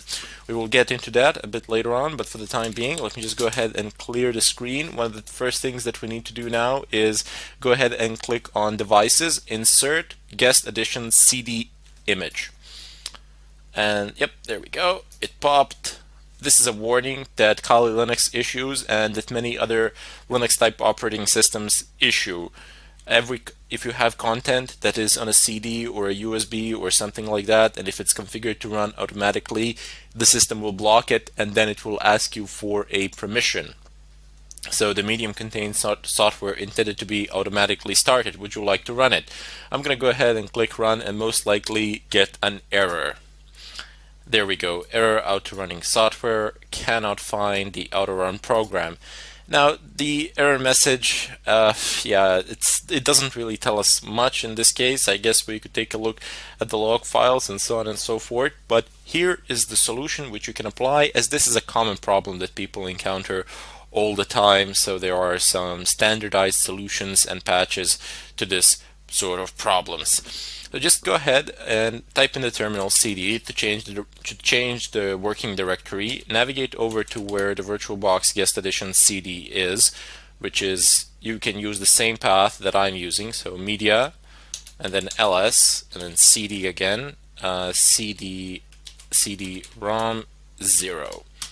Excellent. So we are now here, and look, I have a listing of pretty much all the contents of the CD. basically. This is a virtual CD.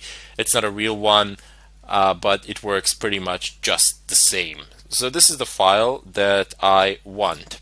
I want to move it from here, so I'm just going to go ahead and use command CP. You can also use move command, but you're permanently going to remove it from here, and that is not what we want to do.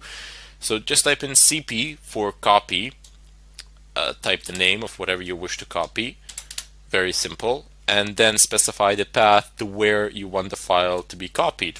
I want it to be copied in my home directory. Press enter, and there we go. Now navigate over to your home directory, get a listing. Excellent, it is there. The way to run any script in Linux, any executable file in general, not just a script, is just to press dot slash and then the name of that file, press enter, there we go. It is running. The guest additions are being installed. I have attempted this process before just to make sure that everything would run smoothly, and that's why it says removing existing things. Anyway, it might take a while for it to finish, but I assure you it will. There's a lot of things to do, and that is why it's taking a bit more of your time.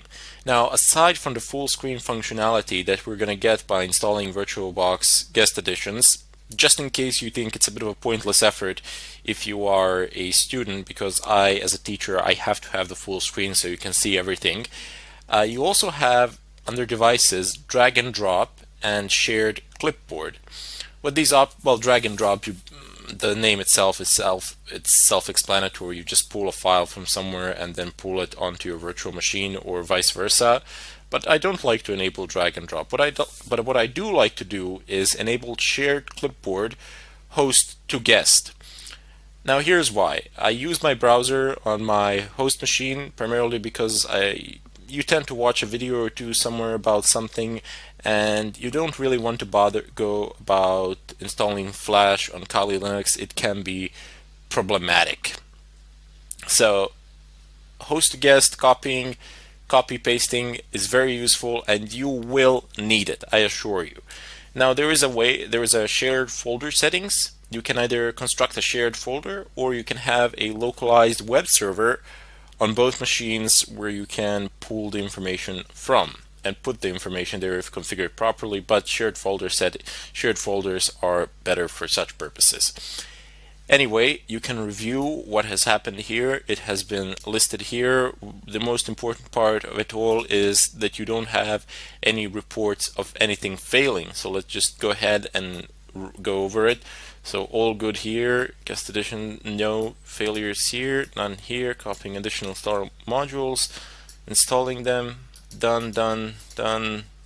Excellent. Installing the Windows system drivers, very important, done, or just restart the system, the Windows system. Okay, so let me just go ahead and attempt to restart the graphics. So init run level 3, nope, init run level 5. Will this work? Nope, apparently it works on Fedora, but perhaps the command is a bit different here. I'm just going to go ahead and type in reboot. Reboot is a lot safer option. Init 3 and 5, they are run modes of Linux. One is basically without any graphical interface, pure text, and the other one is with a GUI. The safer option when you conduct installation of such packages that relate to the kernel directly, and especially if you have several of them, is simply to reboot the machine just to be on the safe side. It doesn't take up a lot of your time. It happens very fast, and it's a lot safer option. It's going to save you a lot of headaches in the future. Excellent. So we have our boot here. Just press enter, and let's just go ahead and close this. Let me just load the full screen, and let us see if it will actually happen, if the VirtualBox guest additions that we have installed will work. If they do work, great. If they don't, we're going to have to try something else,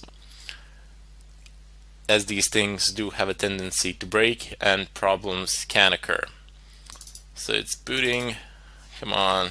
Okay, I need to log in first. Root and test below. Excellent, there we go. I have a full screen. Let me just, oops, the image is being adjusted. Excellent, there you have it. So we have Kali Linux now running in full screen mode, which is fantastic. Now we have a full overview of the situation. If I open up my terminal and oops, the scroll doesn't seem to work. It needs to be configured manually. So if you zoom in, that's one of the things that I find very annoying about Kali Linux. But oops, yep, there we go. That's it. That's how you zoom in. What Control plus minus zoom out, and view zoom in Control plus plus. Okay, so I am pressing Control plus plus, but it seems to be minimizing things. Oh well, what can you do about it? Doesn't really matter. I will enlarge it later on as we progress through the tutorial. There are a few things that can be here, especially with the keyboard keys that you are using, because it's a virtual machine. If you were using Kali Linux as your main machine, as your host machine, you wouldn't have such problems, but as I have stated previously, it is not a recommended option. In any case, that would be it for this tutorial. These are pretty much all the preparations that you needed to make.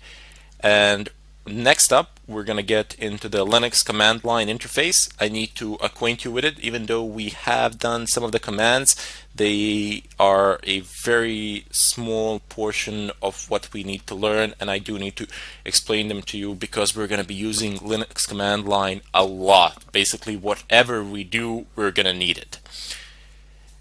And with that, I bid you farewell and sincerely hope to see you in the next tutorial. Hello everybody and welcome to this tutorial. Today I will introduce you to the Linux terminal and show you some of its basic functionalities. So in Kali Linux, terminal icon is located in the upper left corner, this black thing. So just click on it and there you go. You have the terminal up and running here. By default, it opens up a root terminal in Kali. So if you want to, usually people want to configure it, but if you don't want to configure anything else, this is perfectly fine. You don't actually need to do anything else. However, 99% of the time, people will configure the terminal to suit their own needs and purposes. For example, I will almost always increase the font size so that it is clear and visible and that I have a better overview of what I am doing at the moment. And it also reduces eye strain according to some articles. Anyway, so just go ahead and right click anywhere on the terminal itself, not on the bar but on the terminal itself, and then you have show menu bar. Now we can see it here. Go ahead and click on edit. You can click on profiles as well and create new profiles here by just clicking on new, giving it a name, and then configuring it in the preferences. However, we're going to be configuring the default profile since there really is no need to create any additional ones. Go ahead and click on profile preferences. And here you have a great deal of options. One of the first ones that you will see is that you can use a system fixed with font. So this is not good. You see, this is very small. You do need, I always need to change that. If that's fine for you, you can keep it like that, but I always change it. And I have monospace 20. If you click on it, you can change the font size here. If you wish, you can change the font that you're using. And that would be it as far as this place is concerned. You have some other very simple options here. It says show menu bar by default in new terminals. I generally take it. I think it's a good idea since you always need to do something like open up a new tab or something of a kind, but you don't need to. You have the cursor shape here. It says block, I-beam, underline. Just want to show you how it looks like. You can view the terminal as the changes are applied. So you have a block and you have an underline. I prefer a block. You can use whatever you wish. It will not affect you. It will not affect you in any technical sense, that is. Have title and command. We don't actually need to change anything there. You can change the title if you wish. We have colors. So I think that this color scheme is appropriate and fitting for me, but you can change it any way you like. You can customize it to the point of extreme. You can change the text color, the background color. You have the color palette here, so you can do whatever you want here. You have built-in schemes. So you have, it says white on black. I can say green on black, or oops, sorry, cancel. I can say green on black. Does it have blue on black? Nope. Black. Oh, this was bad. I wouldn't be able to work on this one. So let's just leave it at black on white on black. Sorry. This is the best color. This is one of the best color schemes. I use on Fedora blue on black, but I'm just gonna leave it as it is here. No need to actually change anything. Now in background, you have three features here basically. You have solid color like this one here that you are seeing, and you can choose a background image. You can download anything you want from the internet pretty much. You can configure it to be transparent or image background. And also you have the ability to have a fully transparent background. And if you click on transparent background, it's pretty much the same as having a background image, except in this case, excellent, I'm just going to configure it to transparency levels, and that's pretty good. Except in this case, your background image will be your desktop image pretty much, depending on where your terminal is. In scrolling, there's an important feature here. It's scroll back. So you don't want to have 512 lines. You want to go ahead and click on unlimited, unless you're severely limited in terms of RAM and unless you're typing in a large amount of commands or something of a kind. But in any case, it's better to have unlimited, especially in not only in environments such as these, but rather instead in cases such as these. You don't need to do anything here in terms of compatibility. I'm just going to go ahead and close this, and I have selected a transparent background.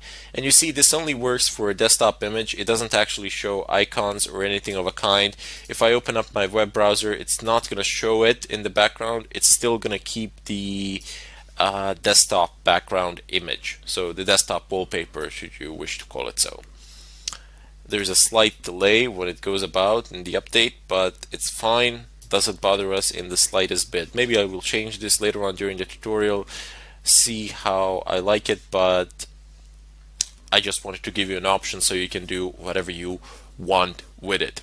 In any case, you can go ahead and click on File and Open Tab.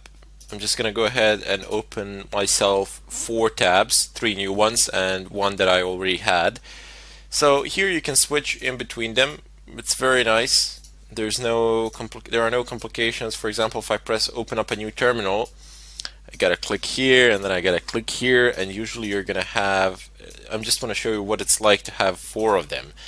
So yeah, this is not actually manageable, especially because you don't know what you are doing on which terminal. People sometimes split their screens into terminals. I sometimes do that. It's very nice, but we will deal with that a bit later on when we get into some serious stuff, when we actually need multiple terminals. But tabbing these terminals, it's very nice, primarily because you can actually see what you're doing on each one of them in the header. See, these things that I'm selecting, that I'm clicking on now, they are headers of the terminal, or so you can call them. And if I, for example, in this terminal, I'm going to go ahead and say I want you to go into home, change directory to home, change the working directory, that is. And if I change it here to var, and if I change it here to var logs, and if I want to go here to TMP folder. Excellent. So on each of these tabs, in their headers, I can see where I am. So this one, it's home. This one, it's TMP. I don't need to click on it to know. This one is log. So I can know what I'm doing in every particular terminal. And even though you can have a program running or something like that, it's still going to write it out in the header, and you're going to get some extra information there. It's very nice, very useful, and it's going to help you out a lot as we progress through this course and as we get into more complicated stuff. Anyway, I just want to introduce you to the Linux terminal. We have done some work with it before during the installation of VirtualBox and VirtualBox guest editions. But basically there, I've just given you the command and you're gonna basically just rewrite it or copy paste it. And that's going to be it. But here I will, in the follow-up tutorial actually, I will start explaining the fundamental Linux terminal commands, the most common ones, the basic ones, and there you will be able to see the logic of things and how this Linux terminal works and functions, because once you actually learn that, it gives you a huge amount of power. All the power of an operating system rests on its terminal because it's a direct interface to the kernel of the system, and it's a lot faster than the graphical interface. Now, one more keynote that I would like to make here. Once I teach you how to use the Linux terminal and once you get into habit of typing in commands, you can use them for a wide variety of purposes. You not necessarily need to use these things for pen testing or something like that. You can use these commands for network administration, or you can use them in order to troubleshoot problems with the system, and so on and so forth. So you get a far wider spectrum of options in terms of jobs or something of a kind, as opposed to just learning something that you can only use for pen testing and nothing else. In any case, I bid you farewell, and I hope to see you in the next tutorial. Hello everybody, and welcome to this tutorial. Today I will go over a few basic commands which you will need in order to follow this course through. Now, these basic commands they're used in order to navigate within the terminal or through the file system, to figure out where you are at the moment, to copy things, move things, get listings of files, folders, see the contents, remove them, change the ownership of files, or change the modes of files. You will see shortly what I mean. So first off, we have cd, which is change directory. So if I just type in cd /home, I am going to navigate over to my home directory. CD stands for change directory. As I said before, you are literally changing your working directory. If you type in cd /, you will always go one step back. So /, is always the previous folder. Bit of a shortcut there. You will use it fairly often. Next up, we have ls. ls shows you the listing of the current folder contents, but you can also use ls / for example home, and you get the listing of a specified folder as well. Typing ls in and of its own will give you the listing of the current folder, as opposed to typing ls and then a path to a folder which will give you a listing of a specified folder. In addition to that, you also have ls-l, which will give you a long listing. So it will tell you who the owners are, the size, the date, the type, the permissions, and so on and so forth. However, one of the more common usages of ls is -la to show the hidden files as well. You might notice that I am not using ll like I generally use in Fedora, because /ll command not found. I guess I could install it here as well, but it doesn't really matter. It performs fairly similar function as ls does, but it's a bit faster to type in. So I'm just going to go ahead and clear this. Next up is pwd, which prints working directory, and you might find this a bit confusing, but / in all Linux, Unix-like systems, it simply refers to the root directory, to the beginning, to the root directory. So your main, from where all the files are located and from where everything begins, so to say. But let me just make it a bit clearer. I'm going to navigate over to home and then do pwd. You can see that I am in home at the moment. So print working directory does exactly what the name itself says. It prints your current working directory. Next up, we have our cp command, which we already have used in order to copy VirtualBox guest editions from one place to another. Fairly simple. You type in cp path let's not do it like that. Let's do a real example. So if I, for example, go ahead and type in cp vbox guest editions Linux edition, sorry, .run, and if I, let's say, want to copy it to somewhere, let's say that I wish to copy it to var. I will delete it, of course, and I'll show you how to do that as well, but it's fairly simple. And if I want, like, well, I don't want recursion, I just want a verbosity. There you go. So cp vbox, you specify what you want to copy and where you want to copy it to. Keep in mind that you could have actually typed in here a folder, a full path to this VirtualBox guest editions.run. You didn't actually need to be in the home directory. And this -v option gives us this. So it tells us what was copied where. Very useful option. Let me just show you what would happen if I didn't have that. Oops, just like this. Nothing. There's no output or anything of a kind. Now this is fairly simple when you have one very small file and you don't really care, but when you have a large file, let's say 20 gigabytes or so, and you are copying it, you're just going to have a blank screen below. Nothing will be happening. You will not be able to figure out that whether the copying process is going on or whether it has actually crashed, bugged, or something of a kind. So just pass a -v option, which is always useful to have, simply because the machine actually tells you what it is doing. Now you might have noticed that all of these commands, more or less, they have their own arguments which can be passed to them in order to modify what the command does. You can view a listing of these arguments. You do not need to memorize them all. So just let's take an example of cp. I'm going to --help.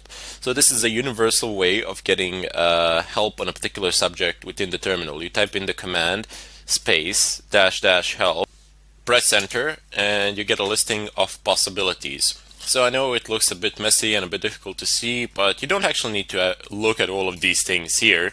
You just scroll upwards, and there you go. You can see all the arguments. They are listed clearly here. You have the argument here, and then you have an explanation of what that argument does.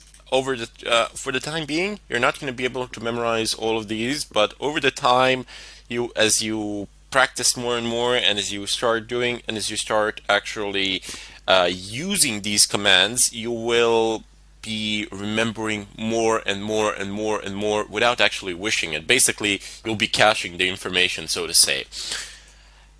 Anyway, over here in the upper part of this help menu, you get usage. So in usage, you get the format or the syntax of the command. So basically, cp, you pass an option, and then you specify your source and destination. Very simple, no problems there.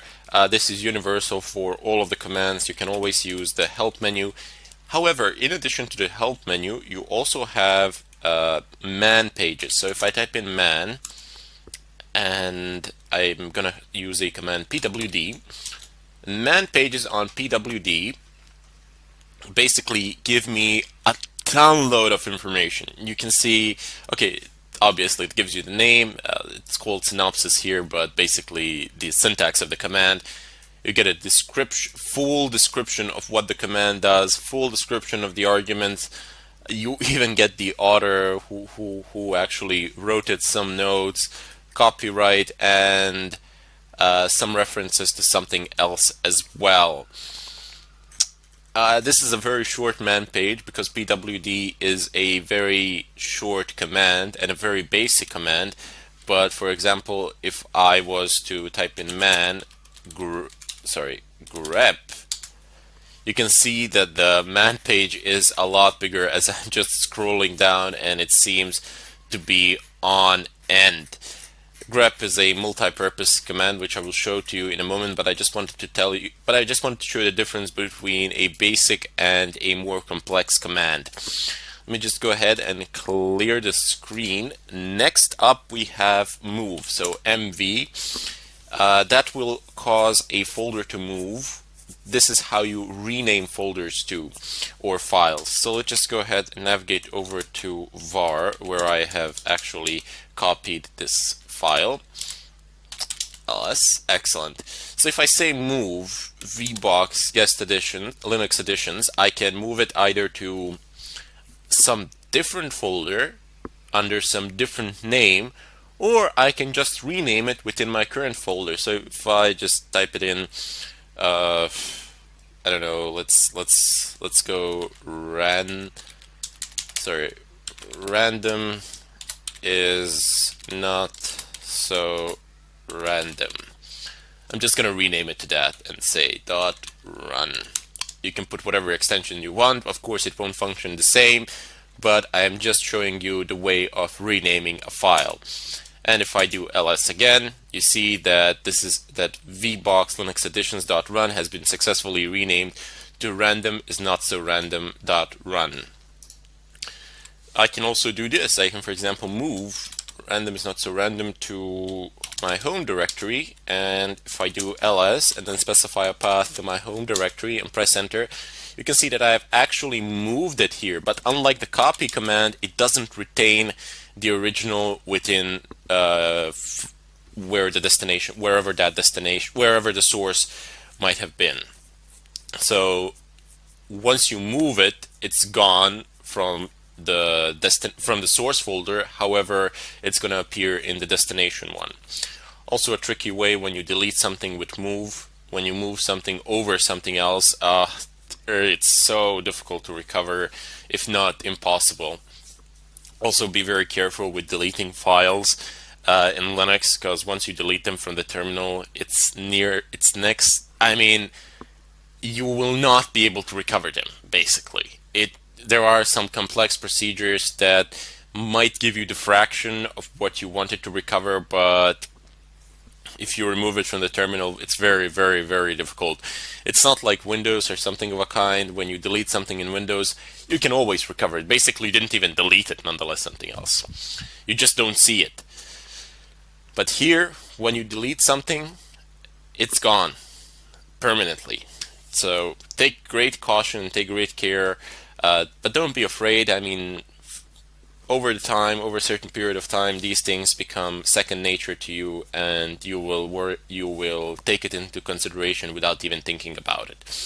So let's just go ahead and clear the screen. Next up, we have cat. Now, cat gives us. Well, let me show you what cat does. So, oops, I cannot cat the random. Because it is not there, of course. So let's just navigate over to home and let's cat random is not so random. And you see what it does. It actually shows you the listing of, this is a bit of a longer file. So it shows you all the entire contents of that file, whatever that might be.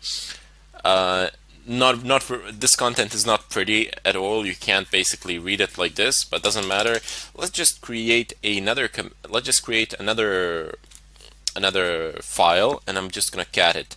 So Nano is my favorite text editor from the terminal. You will need to learn how to use terminal text editors, because primarily you don't want to be switching back and forth between GUI text editors and working on something in a terminal. It's extremely time consuming, and plus here on Kali Linux you can actually edit things with root. However, if you are, for example, using some other distribution or something of a kind, most of the GUI text editors you will not be able to run them as root. You will get an error message. So that can be a bit problematic. That's why you should always learn how to use text editors that are terminal text editors. So just type in nano and type in the name of the file that you wish to create. So for example, I'm just going to go ahead and type in test. This is going to be a test file. No need to give it any extensions or anything of a kind. And there we go. Now we are in the nano text editor. So here I can, for example, write some text. Some random text goes here. Let's just do that. Okay, so you have a wide variety of options down here. Well, maybe not a wide variety, but certainly a good amount. So this is this caret sign X. It simply means Control X. So if you press Control X, you're gonna exit. Control O, write out. That's basically save. You don't need this. Where is basically the way to search things. So Control V, search, and no, let's say random. Press enter, and there you go. It's gonna point to random. It's going to find it, no problems. Previous page, you don't need that. Next page, you're not gonna be that engaged with it. So cut text is also very nice because it allows you to actually remove large portions of text at a relatively fast rate. So if I just say Control K, it's going to remove the current line where the cursor is, not what you have selected with your mouse, just so you know. Let me just bring that back. And I'm just going to go ahead and continue talking about this in part 2 in the follow-up tutorial. Until then, I bid you farewell. Hello everybody, and welcome to part 2 of this tutorial. And now let's go ahead and save the file. So press Ctrl O to output to the file. It says file name to write. You can actually modify it here, so you can type in some letters or whatever you want. You can change the name here, or you can even change the extension if you want. But there is no need for the time being. I'm just going to go ahead and save it as test. Just press enter. There you go. It says wrote one line. Control X to exit. There we go. Clear the screen. And now I'm going to use cat command to get a listing of this particular file, which is far more reasonable than the previous one, which you couldn't read. The cat command, by the way, was functioning properly, but it was mostly a binary file. Therefore, it gave you a listing, but you couldn't really read anything from it. So let's just go ahead and type in cat test, and there we go. It says some random text goes here. That is the text that we have typed into the text file and test file, and you can cat it like this. These things are very good, especially with files that you want to make sure you do not want to change them in any way, and you don't want to make any accidental changes or anything of a kind, and you want to quickly see what is located within that file. There is another way of doing this. Basically, it's ls, and let's go ahead and navigate over to etc apt ls, and here we have plenty of files to work with. So let's just take sources.list as an example here. So if I do cat sources.list, I'm gonna get everything that is within that file as before, and it's gonna be listed in my terminal here, there to stay. It's not gonna go away anywhere. But there is another command which I can use. Let me just go ahead and clear the screen. It is called less, and if I type in less sources.list, I'm gonna be prompted with a new tab where I can actually view things here. Not a new terminal tab, but a new workspace within the terminal itself. And when I press Q, it's gonna exit and nothing will be displayed here. So very nice in terms of being neat and organized, and so on and so forth. So less and cat, very nice things, but you can use, for example, cat sources.list, and then the command that I have previously mentioned is grep. Grep means basically you pull something, you grep something from something else. Now here's what I mean by it. You type in cat sources.list and you type in a pipe. This symbol here, it's called a pipe, which basically states whatever the output of this is, pipe it to the whatever command comes here. So I'm just going to type in grep, and let's say I want to type in src. Press enter. Excellent. So it will only print lines that have src in them. Linux is case sensitive, so when you are grepping, it's gonna check the case of the letters, whether it's lowercase or not. But you can give it an ignore case. You can type in like this. -I means ignore case. Oops, I bad. -I to ignore the case. You're gonna get the same output because there are no different things within this file, but you get the general idea. So this is how you would use cat with grep in order to pull things out of a file. Very important. This is a huge part of the Linux terminal. Filtering through text files, primarily because we're going to be doing large network scans, and we will want to create files from which we will be able to pull useful information, which we will later in turn pass to other tools to do something with. Anyway, let me just go ahead and clear the screen for the time being. You also have echo, so echo, and I give it the quotation marks open. Let's say I am alive, close quotation marks, and it will echo these words. It literally is an echo. You type something into it and it echoes them here. So let's just go back to the home directory now, get a listing, and use exactly the same command, echo live. By the way, you can scroll through the previous commands by using arrow key. So up and up arrow, using the up arrow key and down arrow key, you can scroll back through your previous commands and you don't need to retype them. So I am alive, and I'm going to insert this. So I'm going to use a greater than sign and type in test. So this will echo I am alive into test. And if I do less, I'm going to use cat test. You see, it has replaced the contents of the test, which was some random text goes here, into I am alive. Very nice command to have. You can change variable names, variable values with echo, and so on and so forth. We will use this a bit more as we progress through the course, and I don't really want to get in depth here, primarily because later on when we have clear examples that directly relate to what we are doing at the moment, which is basically pen testing, then you will see more advanced usage of pretty much all of these commands, especially grep. We have touch. Touch is a quick way to create files. So for example, I can do touch and I can say file 1, file 2, file 3. Press enter, ls, and you see it has immediately created 3 files. So touch is a very quick method. Oops, a bit over my head there. Anyway, touch is a very quick way of creating any amount of files that you wish, and you can specify folder paths. You can create this file in home, this one in var, this one in var log, and so on and so forth. Anyway, down below you have mkdir. So if I go ahead and type in mkdir, it's make directory. So you are making some sort of a directory. Let's say the name of this directory will be place to be. And if I get ls, there we go. It states that this file is actually a directory, which is a place to be.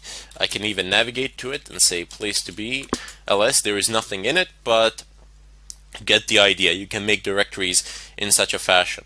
Now chown, if I type chown, it allows you to change the ownership of a particular file. Now, since we only have a single user here, which is root, there isn't really any point in doing so unless we create some other new users, but we're not going to do that as we don't need them. But just to show you how this would work, for example, if the owner of a file was not root, and if you wanted to change it to root, you would do the following. So chown, and then you would type the name, the username, colon, the user group. So the user group and the username are usually the same on your home PCs, unless you're on some bigger server or something like that. And then you would just specify the name of the file. I don't know, you can type in test. There we go. So it will change. It will effectively change the ownership of file test to the username root, who is from the user group root. And if I do ls, la, you can see here it states who the owners are and which groups actually own the files as well. So if I clear the screen, there is another more used command.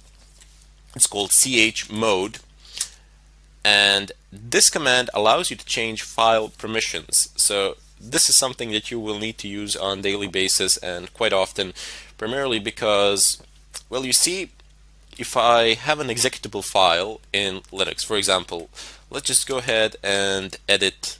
Well, actually, we don't need to edit it. We can type in echo, and not like that. Hello, close quotation marks, and I want to output this to test, and I want to move test to test.sh. sh is basically an executable, one of the scripts that's a bash script for Linux that in such a way you can automate tasks. We will deal with it in greater depth as we proceed through the tutorial. You will need to be acquainted with bash scripting, definitely, but bash scripting is very similar to the terminal itself, so pretty much all the commands that you use in the terminal you can use in bash scripting as well, basically just combining a bunch of them in a file. And now I want this to be my executable, but you see the way to start executables is dot slash, as I have stated previously. That's a command to start any executable, and if I type in test and I press tab, it doesn't give me a list of possibilities. Why? Surely now test.sh is an executable, but no. You see, it doesn't have a permission to be an executable file. You see here the difference, that just take a look at this file and take a look at this file. This one is green, this one is not. And now look at their permissions. So you see it has a marcation that it is executable for all groups, users, etc., while this one up here, test.sh, does not have such permissions. You need to change that, and the way you change it is chmod, and you type in +x. So if you want the file to be writable, you type in +w. If you want it to be executable, +x. If you want to be able to read the file, +r. Very simple. There is also a way of doing this with numbers, so you can type in 755. You don't try remembering all those modes. Whatever you need, you basically go on the net and check. It can be quite complicated, but these three you need to know. It's +w, +r, and +x. And also 777, which is a global mode. This is the mode that is not recommended for actual usage, but you use chmod to actually test or troubleshoot things. For example, if you want to be absolutely sure that certain actions are not being prevented due to file permissions, you change the mode of those files to 777, which is the global mode that anybody can do anything with the file. And if you still have an error message, you know that it is absolutely not related to anything in regards to permissions. So those four things you do need to know. So let me just go ahead and type in +x, type in random, not random, it's not so random. Type in test.sh, press enter, and if I do la once again, you will see that test.sh is now executable. Let me just run it. And there you go. If I run this, it's going to echo hello onto my terminal screen. Now there's a bit more to go, not much more left. There is just one more command that I would really like to show to you, and that can be a very dangerous command indeed. It can mess you up in ways you can't even begin to imagine yet. That is the command rm. So rm is basically remove. And once you remove things with this command, it's next to impossible to recover pretty much anything. So if I type in rm test.sh, it's going to remove it and it's no longer going to be there. But if I go ahead and navigate over to place to be and, I don't know, touch test, I'm going to make a new file there.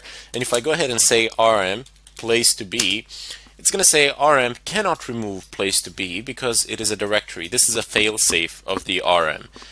So you wouldn't delete a full directory because you wouldn't be able to recover it, and that would be really bad. What you can do is type in rm.f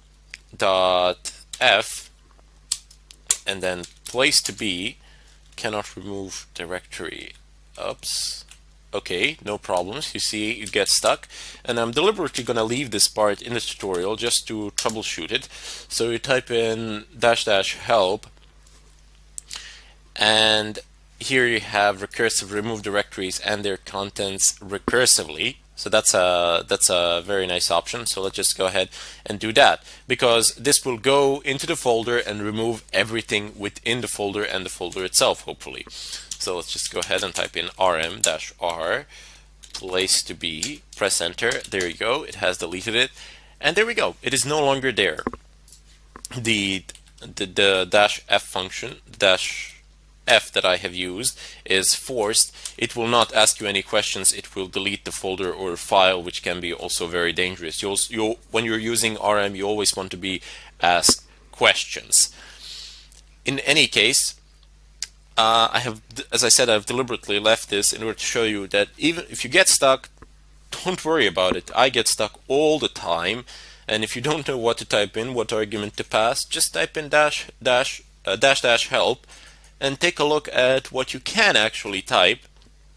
Read a little bit, and then use the options. Try it out. Sometimes it's going to work, sometimes it won't, but more often than not, you will be able to figure it out from the help menu. If you can't figure it out from the help menu, just type in man rm, and you can read pretty much everything that there is to know about this command here. And if you really can't perform the task, but if you can't find anything useful here, then forums are your next best bet. But trust me, you will succeed in doing it. In any case, this was a brief introduction to some of the basic commands that we will use. Please make sure that you know what each one of these commands does, at least its basic functions. And then later on we will get in depth and do more advanced stuff and use more advanced commands by combining them and so on. In any case, I bid you all farewell, and I hope to see you in the next tutorial. Hello everybody, and welcome to this tutorial. Today I will open up a chapter on how to stay anonymous. So there are several ways, several methods that you can use. First off, you've probably heard about these things. They are proxies. So you are just routing your connection through several different points, although this can be very slow depending on the speed of the proxies elsewhere. And you also know nothing of the other side. You know nothing of the servers through which your packets are going. So that can be risky, but then again, if you're just scanning something, if you're nmapping a network, if you're using nmap to footprint a network, why do you care? It's not of importance. However, if you're using proxies to log in somewhere or pass credentials or something of a kind, that is potentially dangerous, and you should not do that. I mean, it's quite literally, you shouldn't do it. The other option is to use some sort of VPNs and to encrypt your networks, to encrypt your traffic between you and the VPN service provider. Now these things can be very fast depending on which one you have, so you can just pay for a service out there. I think a yearly subscription is like $100 and something bucks. A monthly subscription is like $10, something like that. You get a dedicated VPN static IP address, so you can do a lot of stuff, and they can be very fast. Furthermore, your traffic is encrypted, as I said, and the only way that somebody can figure out that you are doing something somewhere is if the VPN service provider actually relinquishes your information.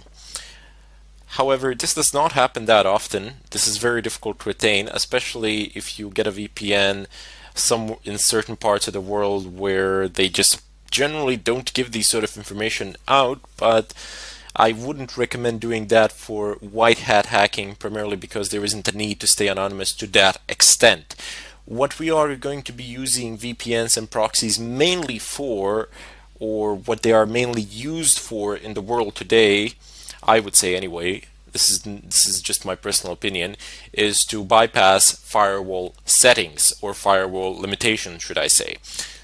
So here's a real life example that people have been using quite often, that people are using pretty much on a daily basis. Netflix, for example, has a certain range of IP addresses from which it allows connections. So if you are elsewhere in the world and you do not belong to that IP address range, it will not allow you to view anything on the site. It will not allow you to see movies or something of a kind. However, if you use a proxy, a good one, or if you use a VPN, you will be able to access the site as though you were coming from the country which falls within the IP address range list. So that's just one of the common examples of what people are doing. Not exactly legal, but well, people have been doing it. It's not exactly harmful or something like that. You're not taking servers down or anything of a kind. But people have been using it in order to be able to watch Netflix from, I don't know, a cell phone when they're traveling or something like that. In any case, there are numerous other examples. When you want to bypass certain firewall settings, primarily you bypass the IP range lists, which are allowed to access a certain server or something like that. But also, for example, if you have a certain server whose traffic is mainly generated from a single area, from a single country, and you do not want to be, for example, scanning it from, I don't know, an IP address that belongs to the area in China or something like that, because those IP addresses, they look very differently. I mean, of course, they're written the same, but any network administrator, as soon as they see that IP address of that kind, that is far away from their geographical area, they will know that it's an anomaly of some sort, and that it doesn't belong there, and they will be intrigued. They will start looking. So that is not something you want happening to you. You want to be accessing the server from where all the other users are accessing it from, in order to hide yourself in the mass. In any case, that is what we shall be doing in this chapter and a few other things. But for the time being, for this tutorial, I want to show you how you can actually access the dark web, or the hidden web, whichever way you wish to refer to it. Now, the rumor is that the dark web is a lot bigger than your regular internet, that there's a lot more information there, and I use its resources. A lot of people do. There are some very nice forums where you can get a lot of good stuff. So I would definitely recommend trying it out, and you will, at some point of time, you will need it. For that, you will need to install a Tor browser, and with a Tor browser you will be able to access darknet. Now, it is not installed by default on Kali, and this is one of those rare occasions and rare situations where we will actually need a different user other than root in order to be able to do anything with Tor, in order to be able to start it. So first off, I'm going to go ahead and create a new user. So just open up your virtual machine. You see mine is already opened up here. I'm just changing the size so that you can see that it's a virtual machine. And I have my terminal up and running here. I can close it and reopen it.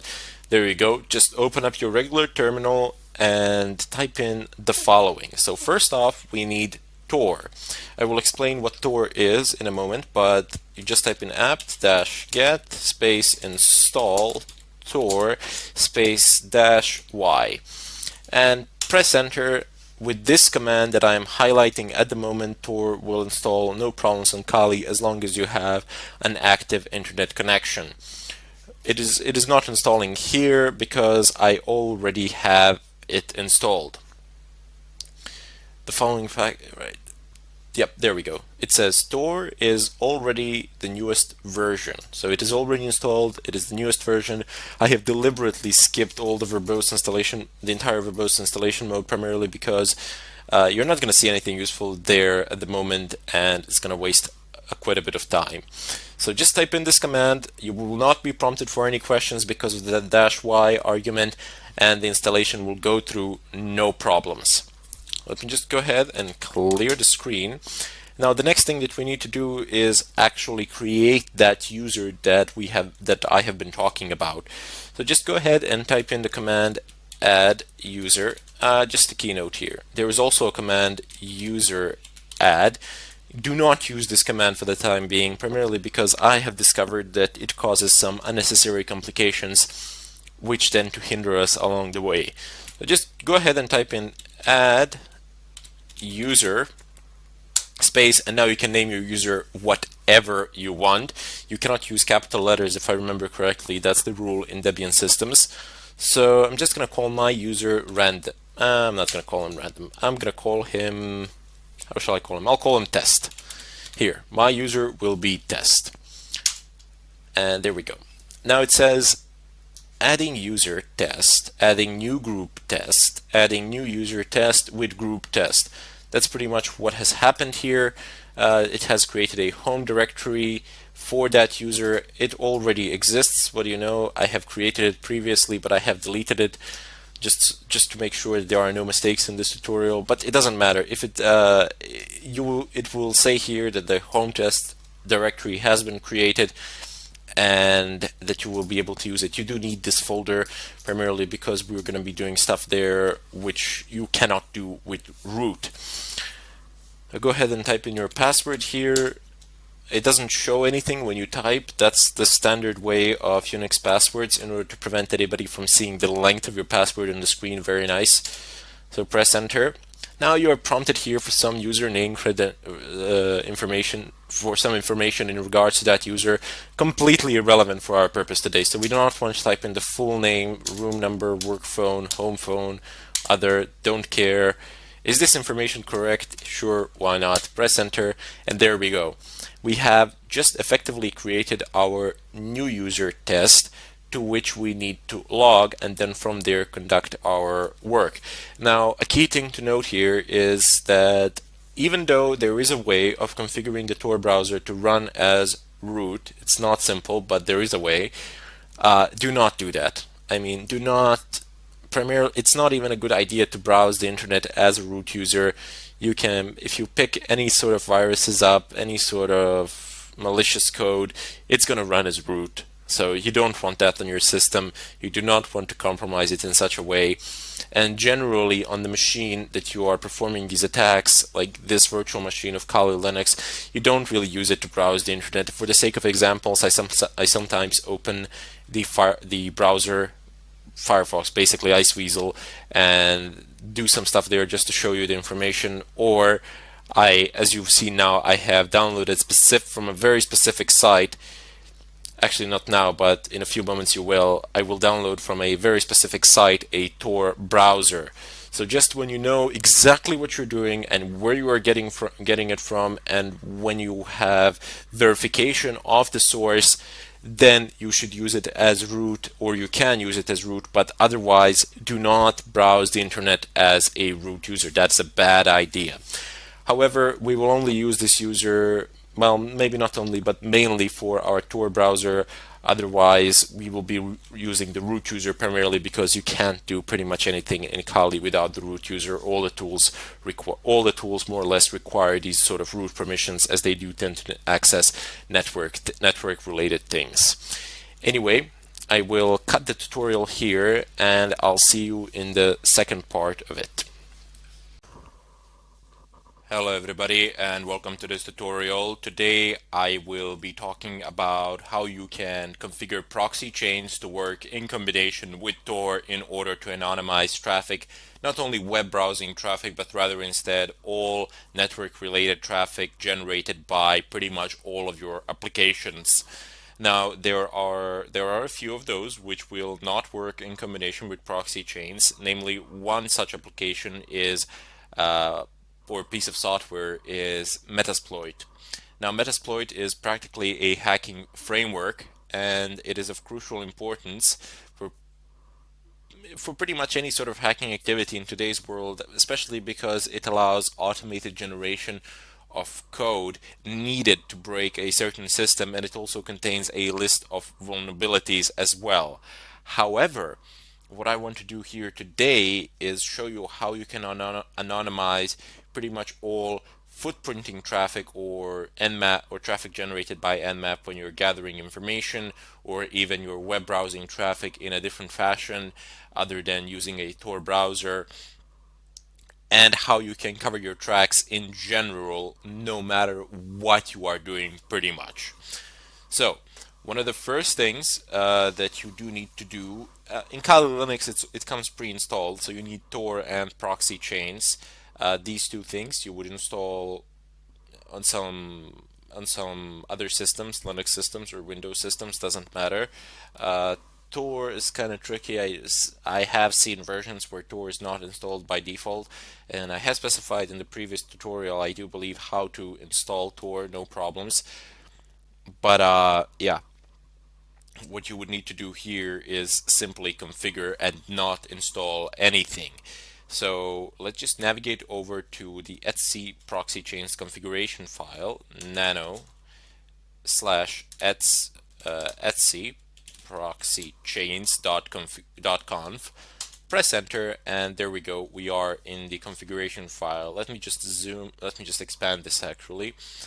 And what proxy chains is Well, it gives you an ability to route your traffic through a series of proxy servers and stay anonymous in such a fashion by hiding behind them, or by having them forward your requests so that it looks to the other side that your requests are coming from them as opposed from you.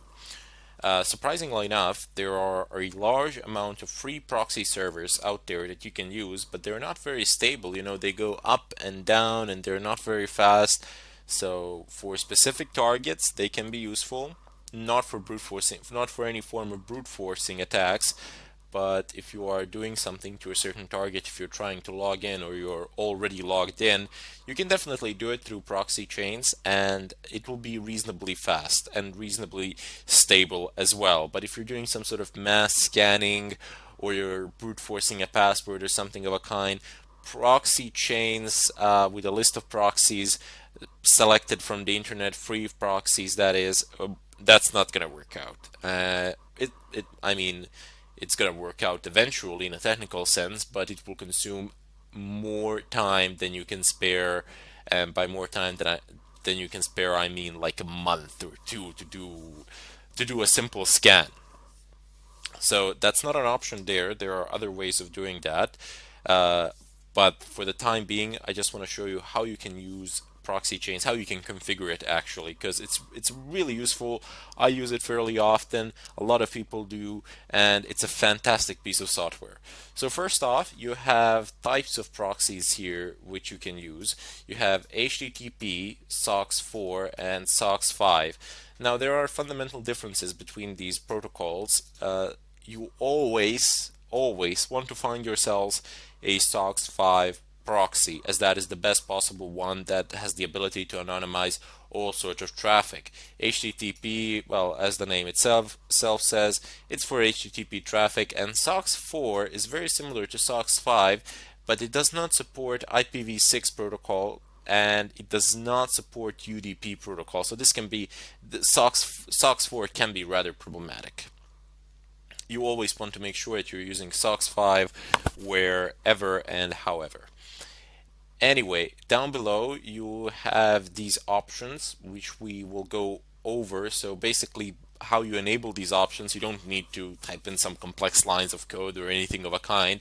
Basically just delete the hash and that's it. Save the file, the option is enabled.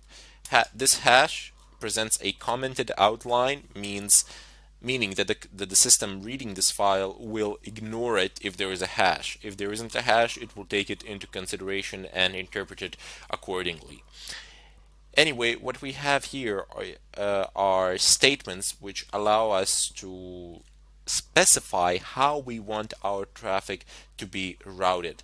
So first off, we have dynamic chain. Dynamic chain is an option which you will find people using the most. It is most commonly used option, a preferable one, and honestly I think it's the best one, primarily because it's the most stable one. And here's why. Suppose you have A, B, C, D proxies, so those are some servers with IP addresses with open ports, and if you have a strict chain policy like we have here, you will only be able to access any site on the internet in general uh, by going through A, B, C, D.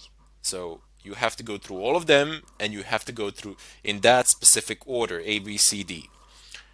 And that's not always a good thing. I mean, if you're paying for 5 proxies, that's not a problem because they will always be operational, they will always be up, and why not? That's not a bad option there at all. However, most people use free proxies and they don't tend to pay for them. Why would you pay for 5, 10 proxies for a simple scan or something of a kind? They're not free, they cost money. They're not that expensive either, but still, I mean, the act of paying itself identifies you and it kind of diminishes the amount of anonymity you have on the net. There are some complex payment methods which you can use to anonymize yourself, but still, it's far simpler to simply go ahead and use dynamic chains. So I'm just gonna go ahead and uncomment, oops, and I'm gonna uncomment this line. Go ahead down below and comment this line out. So strict chains will no longer be used. I will be using dynamic chains. One more thing to note here is that if you want to use proxy chains in combination with Tor, so if you want to route all of your traffic through the Tor network, not just the web traffic, you must enable dynamic chains. I mean, there is a chance that it will work with strict chains, but due to the instability of Tor nodes, it is highly unlikely. You will need dynamic chains, and that is why I am using them today. Anyway, if you are using dynamic chains, it just gives you the ability to go from A, B, C, D to your desired destination by not having to adhere to any order. So let's say that C is down, you would go A, B, D, and it would work no problems. Even if B was down, you would go A, D, and you would still reach the destination. So as long as one single proxy is functional, it's going to work, and you don't require any specific order to it. Down below, you have a random chain. Now, random chains are in effect basically the same thing as resetting your services. I mean, if you're resetting your Tor, you will be assigned a new IP address. I mean, Tor assigns you a new IP address every 10 minutes or so anyway, but with the random chain, you can specify a list of IPs, and then you can tell your computer, okay, I want you to connect to this point, and every time you connect, every time you transmit a packet, I want you to use a different proxy. You can do that as well. That's one of the options, definitely. You can say, okay, go use this one 5 times and then change it to another one or something of a kind. There are a lot of options to specify there. Primarily the chain length. Anyway, if we go ahead down below, there's the quiet mode. You don't really need that. Proxy DNS requests. No leak from DNS data. This is very important. You cannot have any DNS leaks. Let me explain to you what DNS leaks are. Even though somebody cannot get your particular IP address, they can get the IP address of the DNS server that you are using. What DNS servers do is resolve domains to IP addresses and vice versa. So for example, if you typed in, I don't know, youtube.com, the DNS server of your local ISP provider will resolve that into some sort of an IP address that the YouTube has, and it will make a request, no problems. You do not want that happening because your local DNS server will be discovered, and that information can be used in order to figure out your personal IP address, and then when that is done, your physical location is pretty much compromised.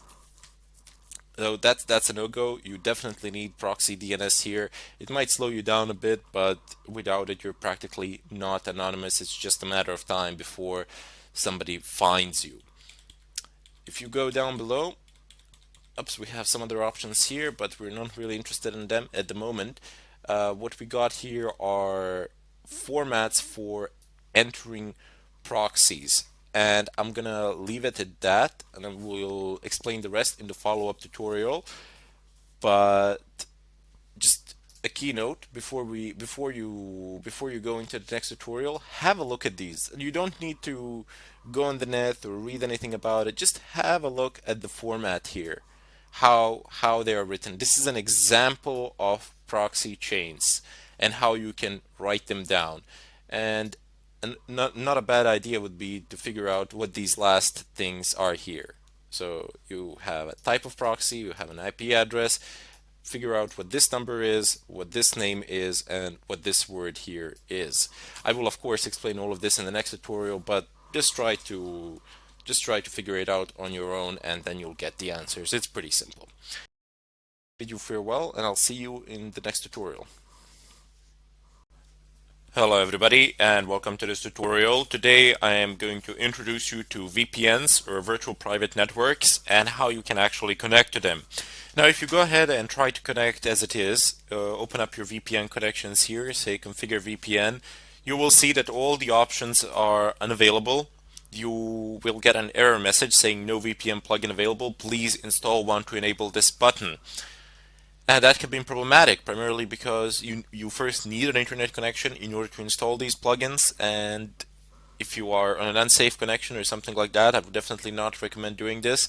Rather, instead, do it from your home connection, install all the plugins, do all the necessary prep work, and then you can connect to a VPN of your choice through some other network as well. In any case, just go ahead and close this network manager. Let's just go one more time with my mouse over it, and it says wired network device not managed. Now this can present a bit of a problem, so let's just go ahead and solve that. It's an easy fix. Sometimes it can be a connection-wise problem that you cannot connect to the internet or something of a kind. In my case it is not, but in your case it might be, so let's just go ahead and fix it. It's an easy fix, no big deal there. Just type in nano slash etc network manager with a capital N, and again networkmanager.conf. So that's the configuration file of our network manager, and you see here it says managed equals false. So somewhere it's okay just to use ones and zeros, but I'm not going to take any chances here. I'm just going to type in true, and that's going to be it. Control O to save it. Control X to exit. Is it still? Yep, it's still not managed. That is because the configuration has not yet been loaded. You need to restart the network manager in order to apply the configuration. So just type in service network. Oops, nope.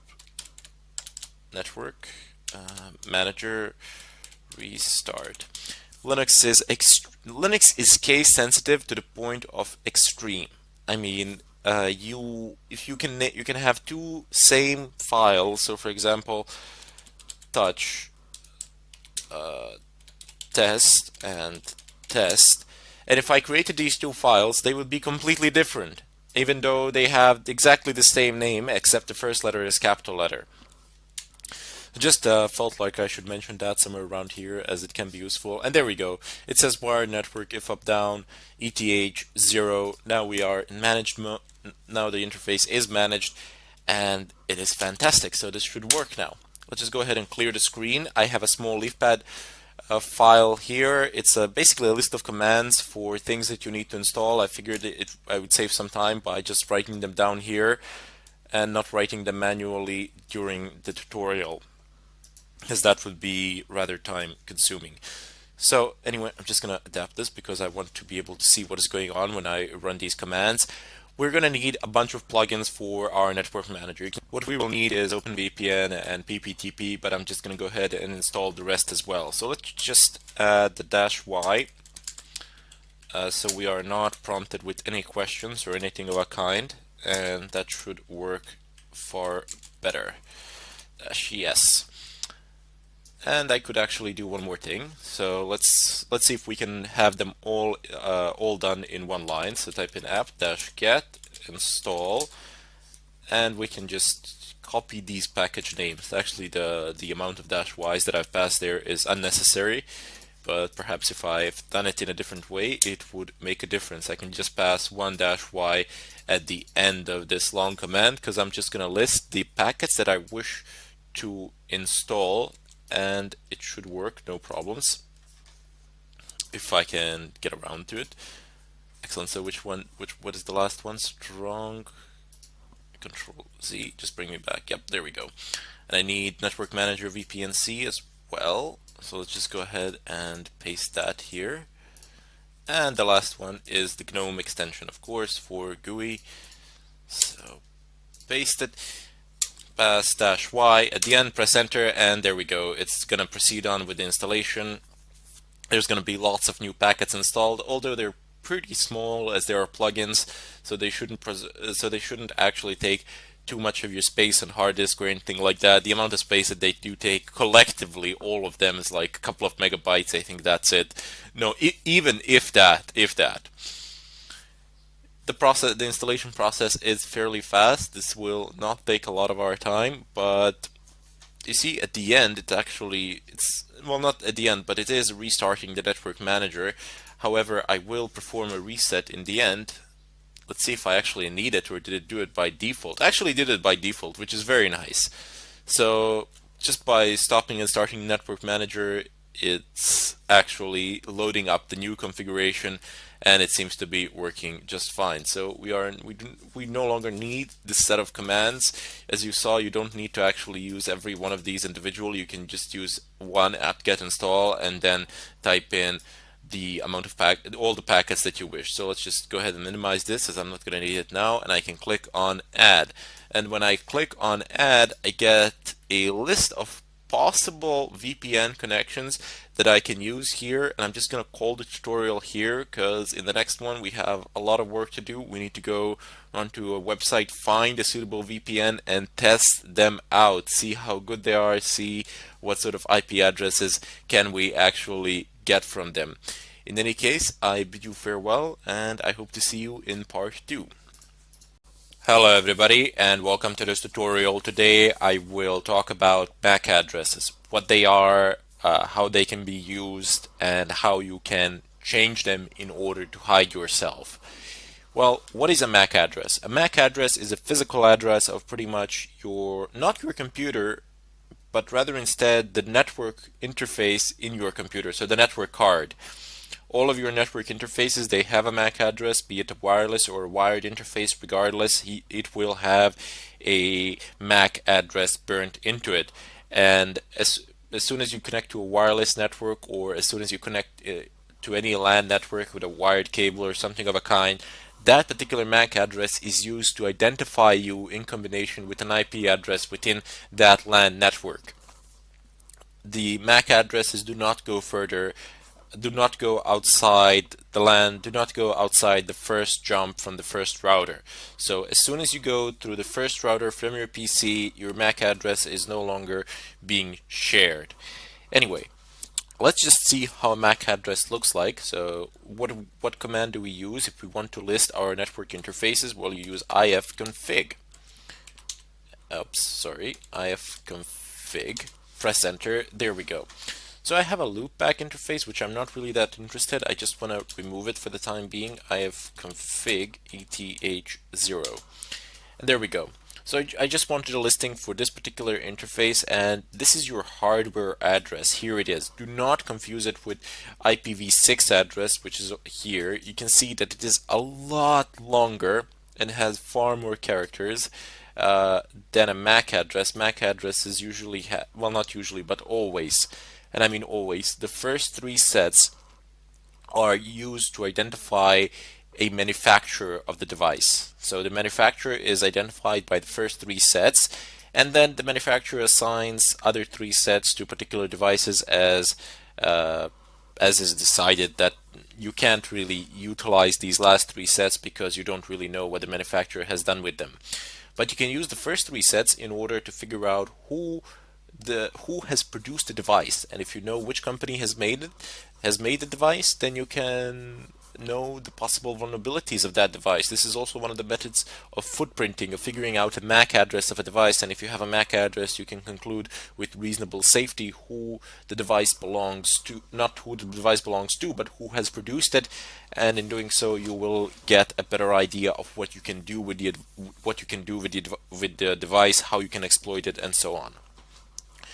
Well, let's just have a look at it a bit closer. ifconfig. You can also do this. So let me just give an example of a grep command. You can use pipe grep, and you can type in this hwaddr,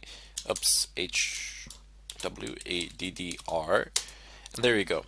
This is a far better listing. So it will list ETH, link, Ethernet, and hwaddr, so you can see clearly what is written here. There are methods I can filter this through awk, awk, and then just remove this and leave only this to be printed out.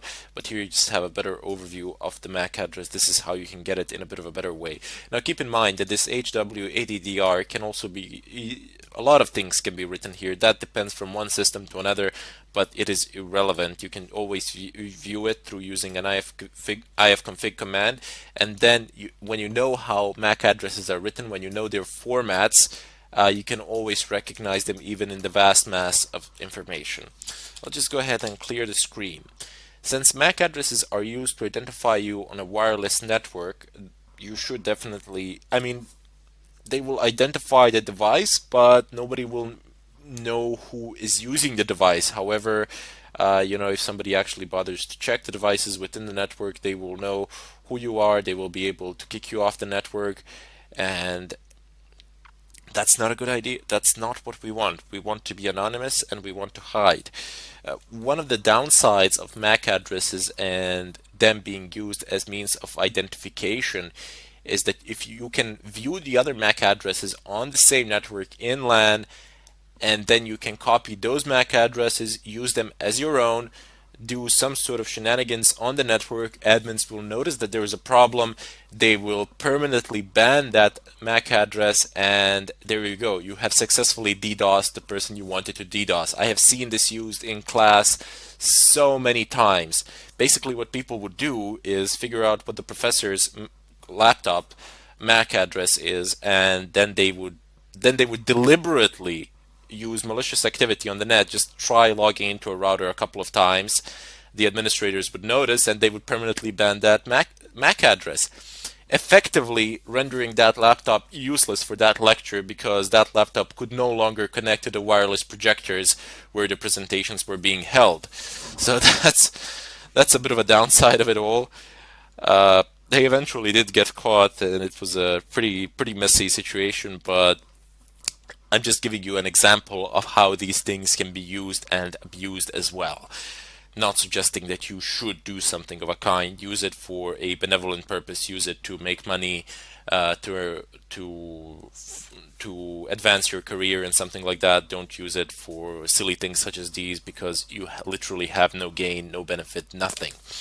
You can only cause yourselves harm in such a way. Anyway, without further ado, you can use a tool called Mac Changer. So Mac Changer, press enter, and there you go. You see it is installed here, and it gives you certain, I have given it no parameters, nothing like that. So it says usage, Mac Changer option, and then device. But I don't want that. I want to use the help bar, and I'm just going to clear this Mac Changer dash dash help. Let's see what we have here.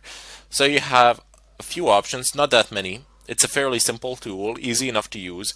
You have this one to print the help, print the version and exit, print the MAC address. You can also view a MAC address with this. I didn't know that actually. Let's give it a try. Mac Changer. I didn't know it because I never bothered to check it in such a way. I always used ifconfig. Wait, is it S? Show ETH0? Huh, well, what do you know? It does actually work. So it says permanent MAC address. This is its permanent MAC address. This is its manufacturer, who owns the first three sets of the MAC address, and then you have the current MAC address, with which we can do whatever we want. So let's just go ahead and clear the screen for convenience sake, and call the help menu once more. So this is one more way to check the MAC address and exit. This you can use actually to verify things. I usually just go and use ifconfig, but this is also a very nice thing to do. Now, this is what I was talking a moment ago. It says do not change vendor bytes. So if you want to change your MAC address but still stay within the same vendor, it says don't change the vendor bytes. So those are the first 6 ones, the first 3 sets, that is. Set a random vendor MAC of the same kind. You can also use those parameters. These parameters are not used that often. Usually what you would use is either a fully random MAC address, or you would use it of a particular vendor. So you would go online, see what the particular vendor MAC addresses are, or you can print known vendors. So you got list, let me just show you, -L, and there are a lot of them. So it is only showing you the first 3 sets, and then for the other 3 you can type in whatever you feel like typing in. It doesn't even matter if you want to be, yeah, that if you, but people don't generally do this. I mean, unless there is some sort of specific thing where you want to hide in the network and pass off as a, you see, it says Balkan, this is a router, so Cisco routers. So if you want to pass on a network as a standardized device within that network and not raise any suspicions, this is a good way of doing it actually, because you can have the MAC address of a device, and if an administrator takes a look, he's going to see, oh, this is one of my routers. What do you suppose that's doing here, or something of a kind. But he won't be able to figure it out until he actually digs deeper. The important thing here is that if anybody digs deep enough, surely enough, they will find that you are doing they will figure out that you are doing something. But the idea is not to raise any flags, any suspicion, and in such a way pass off unnoticed.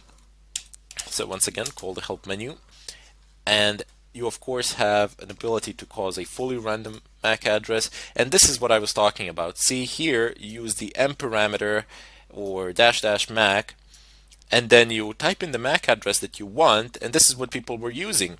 They were using the MAC addresses of legit devices on the network, conduct malicious activity, and then those devices would be banned.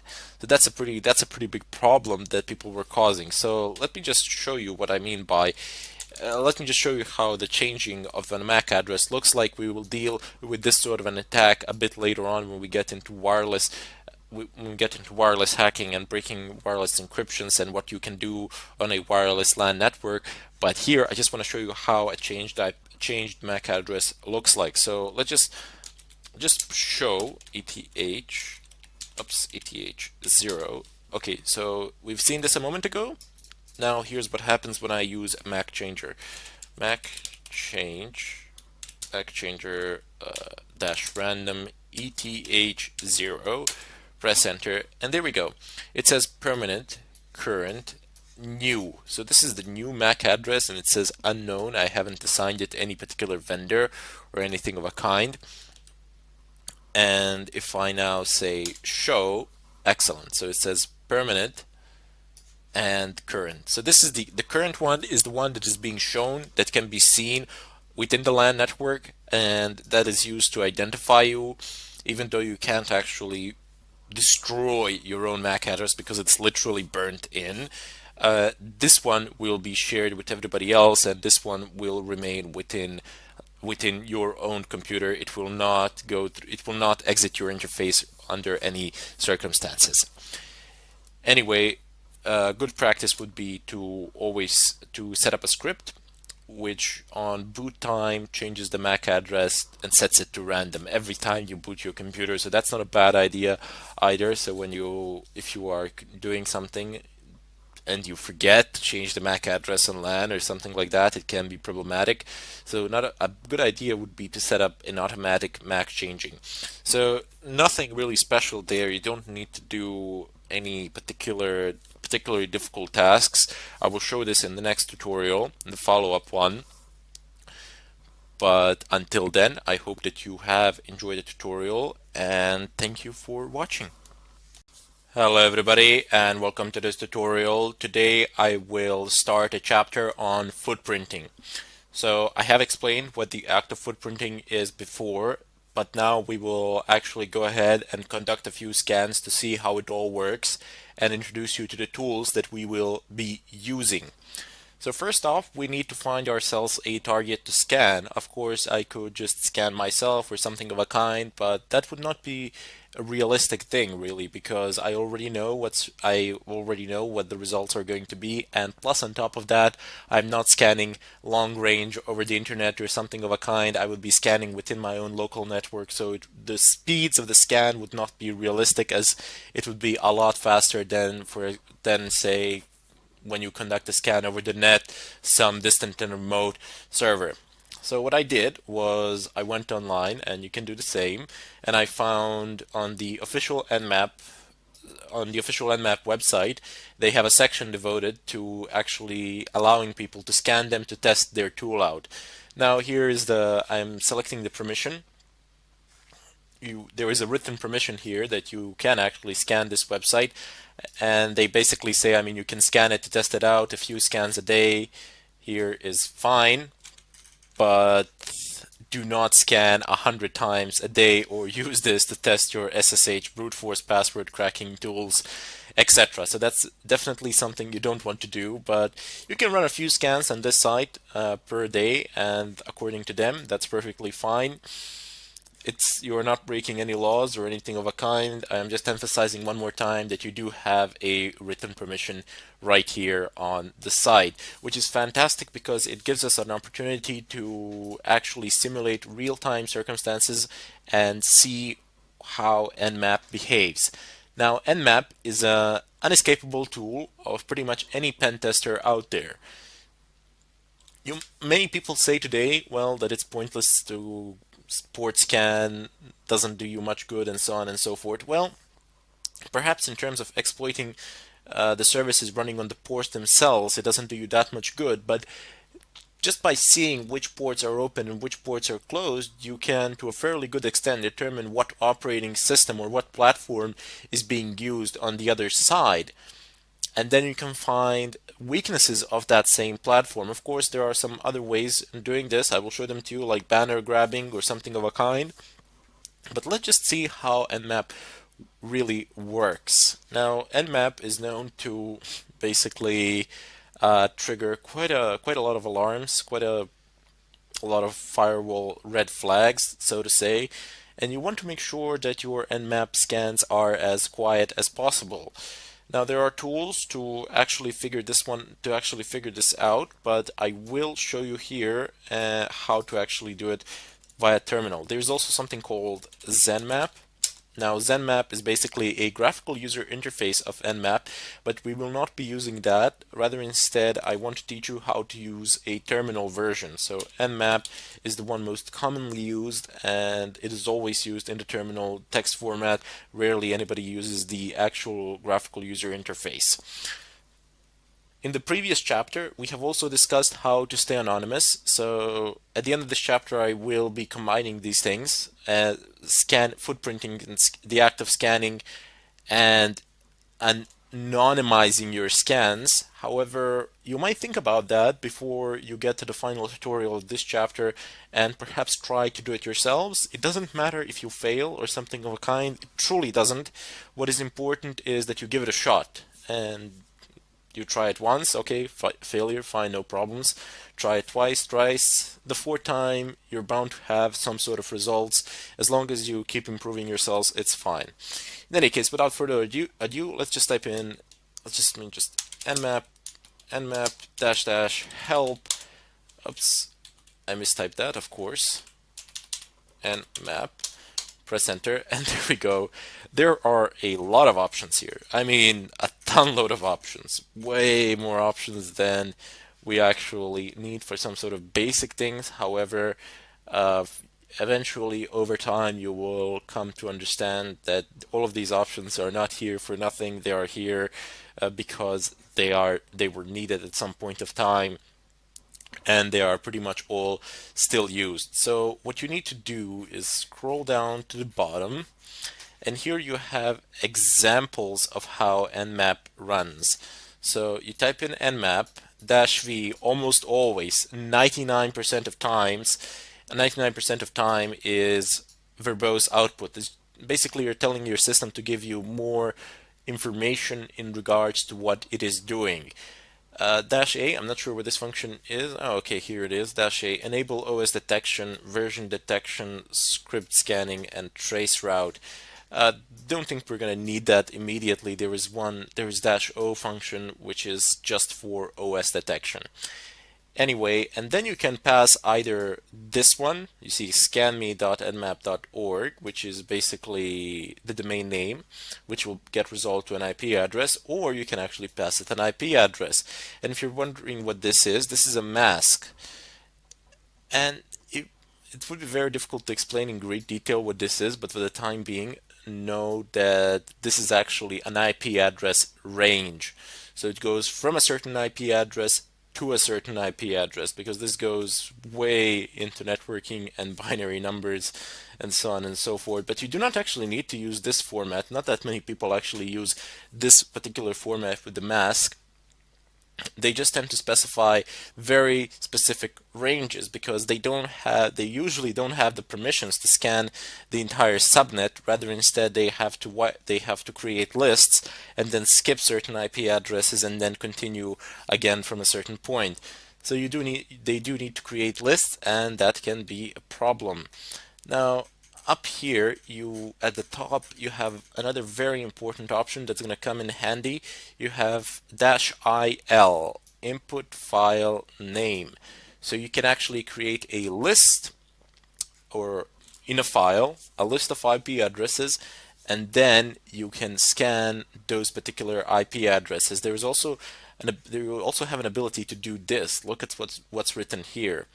So just take a look at this segment, and it's 10, 0, and then this segment here, this octet here, it's 0 to 255, and then the last octet is 1 to 255. If you're wondering why I'm calling these things octets, it's because they have 8 bits. Each one of these has 8 bits, and it is represented in a binary form, so it can have uh, 8 zeros, or I don't know, 8 ones, or a combination of ones and zeros, but it has 8 bits, so 8 positions. That's why they're called octets.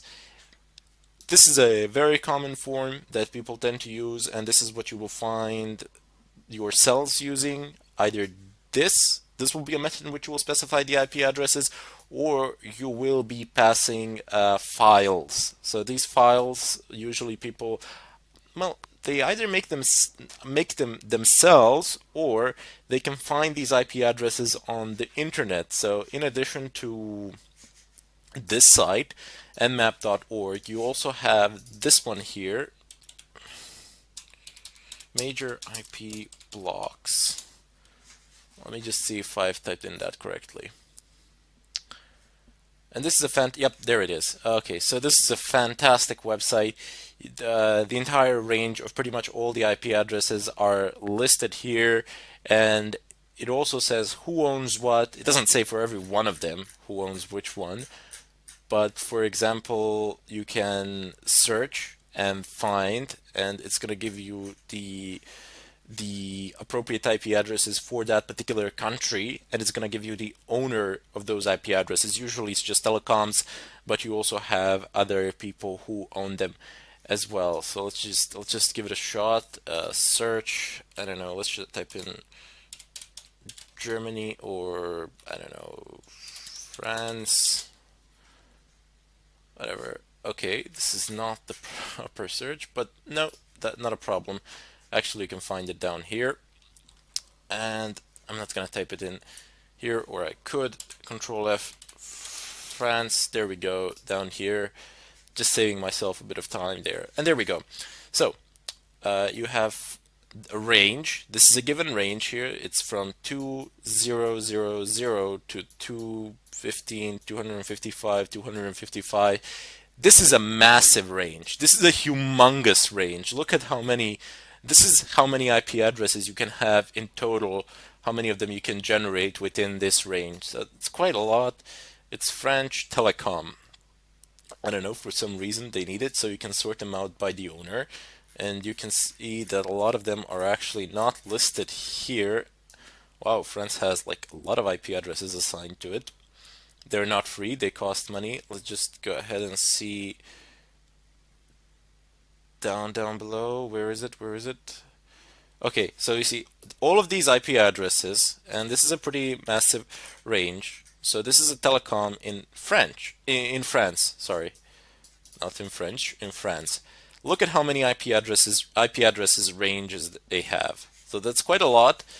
And this site, as I said previously, you can use to figure out which IP address range do you wish to scan, but you usually do not have the permission to scan the entire range. You can scan certain IP addresses within that range for which you have a permission, but also a very nice site to determine where the IP address is from or something like that. However, always remember, once you get an IP address, your search engines on the net are your best friends. This is one of major components of footprinting. You can do the following. You can type in who space is, and then type in an IP address. I don't know, I'm just going to type in this random IP address. So if you don't want to see it here, you can have a look at it here. Oops. Who is? And I don't know, somebody's going to tell me who this guy is, or to whom does this. There we go. So I've typed in who is, and I've picked the first website out that I could find, and here I have all the information in regards to that particular IP address. I have a country, I have the username of the admin, I suppose. I have its status, remarks, source. I even have a, yep, there we go. There's actually an address, a physical address of the IP address, which is ridiculous. Yeah, so as I said, search engines are your best, and I mean absolutely best friends. If you want to find pretty much anything on the net or something like that in regards to an IP address to do any sort of research. So those are the two tools that I have showed you. Actually, three of them. Well, one tool and two websites that you can the one tool, one website, and one search method, which you can use in order to determine where the IP address is from or who is using it, and even to determine its physical location. Although its physical location can be assigned to a telecom, and that telecom can assign it to a city and to a specific region in the city or something of a kind, and then you can find it on Google Map, on Google Earth or something of a kind. But usually those things are not that precise. What is precise, however, is that the IP address belongs to a telecom or something of a kind, and they keep rotating them in between the cities. So if you have, let's say, 100,000 IP addresses that you've scanned, and if you wish to sort them out by the city, you will get like 70 to 90% accuracy depending on which country did you do it. Can be problematic because you're going to miss out on some things, but if you don't need 100% accuracy, you can get your sorting done pretty well. There are databases which you can update. I will show you these things. They're called GeoIP lookups. But before we do that, you also have something called NS lookup up NS lookup, and I'm just going to use this generic name here, scanme.nmap.org. Let's paste it. And there we go. I have basically said I want to look up files on scanme.nmap.org. And okay, this is my DNS server, which is basically my router. You see it says port 53. You know immediately that it's DNS because all DNS traffic runs on port 53. And then we have the results. So this is the domain name, and you get the IP address down below. So this is also one of the ways in which you can get the IP address of a site with a domain, because once you know the domain, you don't actually know the IP address until you look it up or something like that. But there's a far simpler method. You don't need to use NSLOOKUP. Oh, by the way, NSLOOKUP also works in reverse. So just type in NSLOOKUP, and you can type in the IP address. So just go ahead and press enter. Okay, so this has run through a process of some sort down below. These are authoritative answers from it says name servers. Basically what that means, they are DNS servers, and they're giving you responses and telling you to whom the domain belongs to and so on and so forth. But look, ignore this part, and for the time being we can also ignore this part until we get into DNS, into spoofing the DNS and changing it and so on and so forth. What I want to show you here is that you can actually get a domain name by typing in NSLOOKUP and then the IP address, and here where it says non-authoritative answer, you get the IP address and then you get the name, which is the domain name. However, you might notice that there is a problem here, that this IP address does not match this one. Well, guess what? It actually does. Try looking at in reverse. So it's 74, 74 here, 207, 207 here, 244, 244 here, and 221 here, and 221 here. So when you do an NS lookup, and when you pass in an IP address, it's going to do a reverse lookup in the DNS MX records or something of a kind. It's gonna query the DNS servers, and the DNS servers are gonna give it a response. But in the MX records, this is basically how things are written. You write an IP address in reverse, and then you put this in -addr.arpa. But this part really is not that interesting to us. This is more interesting to server admins who configure the DNS servers or something of a kind. In any case, for the time being, but don't worry, we will get to DNS servers in the later stages of this tutorial once we are done with these things. In any case, what is important for you here is you've typed in an IP address, you've used a tool called NSLOOKUP, and you have gotten a domain name in return. And now you can start doing some other things as well, but we will be dealing primarily with Nmap.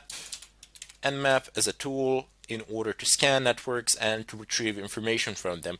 But this, what I've showed you now, is some basic information retrieval and some basic external sources that you can use. In any case, I'll see you in the second in part 2 or the second tutorial of Nmap introduction, and there we're going to actually conduct some scans and see how it all works. Thank you for watching, and I hope to see you next time.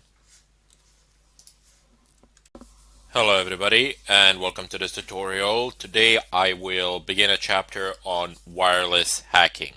So first off, you need to know that there are different types of encryption. There is VEP or WEP, and whoever still is using WEP doesn't really deserve to have wireless, just saying. Primarily because it's practically as if you had a free password or an open Wi-Fi. It doesn't really matter, it's quite easy to crack, no problems, 321. However, if you're using VPA or VPA2, that is another story. That's quite difficult to crack, especially if the passwords are longer or something of a kind. There are different methods for direct wireless hacking, and I really would not recommend them in all circumstances. There are some circumstances which are favorable to these sort of methods. However, what is always better is to actually get an IP of the router and then attack the router itself, because usually it has far more vulnerabilities than the VPA2 encryption that you are trying to crack. However, since we are cracking wireless, I'm just going to go ahead and type in ifconfig here, and you will notice that I don't have a wireless interface here. Why is that? Well, even though I have a network integrated card, wireless one, within my laptop, this is a virtual machine, and virtual machines do not support integrated network cards. They can only go through your through your host machine, and in such a way, virtual machines are secure, so you can install all sorts of stuff on them, viruses, etc., and you'll still be safe. They won't be infecting you, and they won't be able to disrupt the normal functioning of your host machine. However, there are methods where you can get a USB wireless card and plug it in, and you can set up a pass-through for your wireless machine and in such a way gain access to wireless.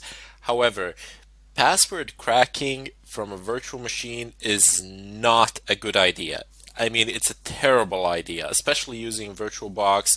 Maybe if you were using Xen or something of a kind, where you have 90 to 95 native performance, that would be great. But using VirtualBox for password cracking, that is a really bad idea. Primarily because, let me just show you here. If you go up, if you go devices, and I can click on, sure, why not? I'm just going to go ahead and click on network settings, and then I will get the menu for the other things. So let's just go ahead and click on general. Is it here? No, system, sorry. Look, first of all, it has base memory. This can be altered when the machine is off. You cannot change these settings here while the machine is turned on. First of all, it says that I have 2 gigs of RAM available for this particular virtual machine. Now that's great for day-to-day operations, especially for Linux that requires 512 megabytes to run. However, if you want to brute force a password, if you want to take that path, if you want to use a brute force method, just by generating huge password lists and trying to guess it, this is not really a good amount of RAM. Actually, this is a terrible amount of RAM for such a task. And if we go ahead and click on the processor, you will see that, okay, execution cap is 100%, but we only have a single core assigned. It says here one CPU core in the upper bar, in the upper status bar. It says processors. It's gray at the moment because you can't change the amount of processors that a machine is using while it's running. So that makes no sense of whatsoever. You wouldn't be able to do that in the real world either. Maybe on some large servers or something like that, but even they're very doubtful that you can actually swap a processor. That's mainly for swapping disks or adding RAM or something of a kind. In any case, it has only one CPU assigned to it. I know it says here 4, but I have an Intel i7 inside, and the VirtualBox supports only four CPU cores for its machines, and it is take it into you should take into consideration that you really won't need more than four for your virtual machines, especially if you're performing some testing tasks, or I don't know, even if you're programming, unless you're doing something specific that is strongly related to graphics, you won't be needing that many cores or anything of a kind. One CPU is perfect. That's fine. You won't need any more. So anyway, I'm just gonna go ahead and click. Oh wait, acceleration. Yep, never mind. I'm gonna click OK here, and I just wanted to show you that in order to demonstrate that the resources of your virtual machine are simply not sufficient in order to support a brute force method. As I said, you can actually buy for about 20 bucks somewhere in the store a network card, a USB network card with wireless one. Plug it in, pass through the ports, and it's gonna work, but it's gonna be terribly slow. What you need to do is either set up a dual boot, or if you are running a Linux machine as your host machine, you can do what I will do now. Let me just move away from this. Excellent. So because my main machine is Fedora Linux, I have installed all the necessary tools on it. Pretty much you can install the same tools on Fedora as you can on Kali. And I will be doing my pen testing from here, from Fedora. I will exit the virtual machine. I will no longer use Kali for this purpose. However, if you are a Windows user, if you don't have a native Linux system as your host machine, you will also be able to do this in Windows. I will show you the installation process alone. I will not show the actual method, but principles are the same. Primarily because when you do it in Windows, you have to use the GUI mode, and quite frankly, for these sort of things, I personally do not like to do them via GUI. It's far more effective to do them from the terminal. So some of the tools that we will need, I will just mention them here, and feel free to read up on them a little bit in the net as you progress through the course, and then go through the videos as well. So there's a lot of extra information out there on the net, especially if you're facing some sort of bugs or something of a kind. Also feel free to post it in the question section if something is not working. I will be more than happy to try to fix it for you. So just type in yum search. Oops, sorry, yum search. This is one of the tools that we will need. Air crack -ng. Press enter, and it should find it shortly. There we go. Aircrack is in the default repositories of Fedora, and you will be able to find it there without any sort of problem. So it says aircrack-ng x86-64. This is a standard for wireless, and it says sniffer, VEP, and VPA PSK key cracker. We're interested in this part, key cracker. Basically, you can install it anywhere. We can even install it on the virtual machine, capture the file on the host machine, transfer the file there, but there really is no point to do that. Now we will install it, and I will teach you how to use it. There are lots more things related to aircrack, but there is one more tool that we will use that employs a completely different method, uses a completely different way of cracking wireless passwords. And we'll mainly be talking about VPA and VPA2 passwords encryption methods. I will do a brief demonstration of how to crack WEP, but I mean, chances of you encountering WEP in today's world are practically non-existent.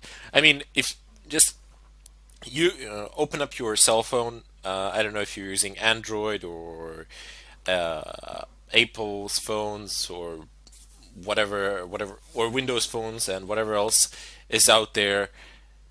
Just take a look at the wireless networks around you and take a look at the encryption methods because they will be shown to you.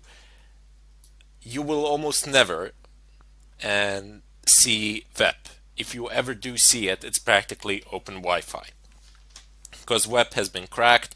It takes a very short amount of time to break it without any sort of problems. You don't need to use any sophisticated methods of any kind or sort. A child could crack it without any problems. Basically, just follow through the procedure, and that's it. Now, as I was saying, there is another method of doing this for VPA, and the tool name is Reaver. Reaver. Now, Reaver is not in Fedora's default repository, so we will need to go through the installation process and find it on the net. But basically, what Reaver does is guesses the pins on your router. So most routers these days have pin authentication, whereby you press a button and everybody around you can connect to that router basically. These things have been invented primarily for Windows users. Rarely, very rarely, will you find a Linux with support for pins, primarily because the method is highly insecure. I mean, that is really one of the downsides of wireless. If you're using pin authentication, you should definitely disable it on your home routers, as it enables malicious attackers to basically uh, take your Wi-Fi, get your IP address, and from there move on to more serious things. I will show you how to disable these things as well on one of my routers that I have here. I think I have a TP-Link or something like that. I will plug it in later on and show to you what it does. But in any case, as a part of the AirCrack package, you will get a few other programs which we will use, and later on there is one program in AirCrack package that enables you to perform a DOS attack on wireless networks around you. So you will be able to pretty much de-authenticate whoever you want, whenever you want, as long as two conditions are met. The first condition is proximity, that you are close enough to the network.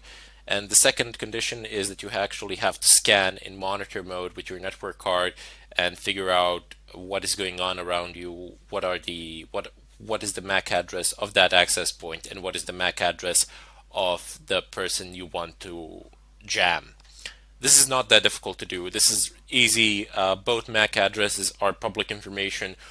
Pretty much all you need to do is listen for them. And that is what monitor mode is. Basically, network cards have a lot of modes that they can operate in, and well, maybe not a lot. Maybe not a lot. I think it was 6 or something like that.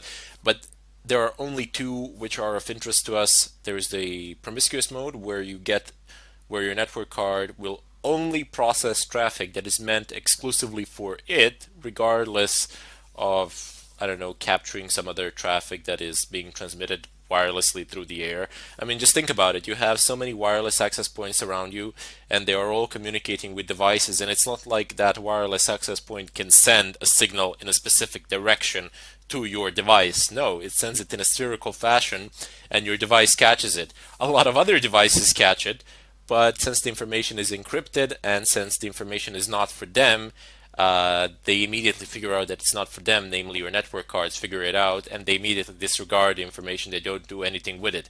However, if you put your network cards into monitor mode, they will actually take all of this traffic, process it, and see what they can get from it. Some of it is encrypted, most of it is encrypted, but some of it isn't, like the MAC addresses, which can't be encrypted, and that's the bright side of it all. You can take it and you can jam whoever you want.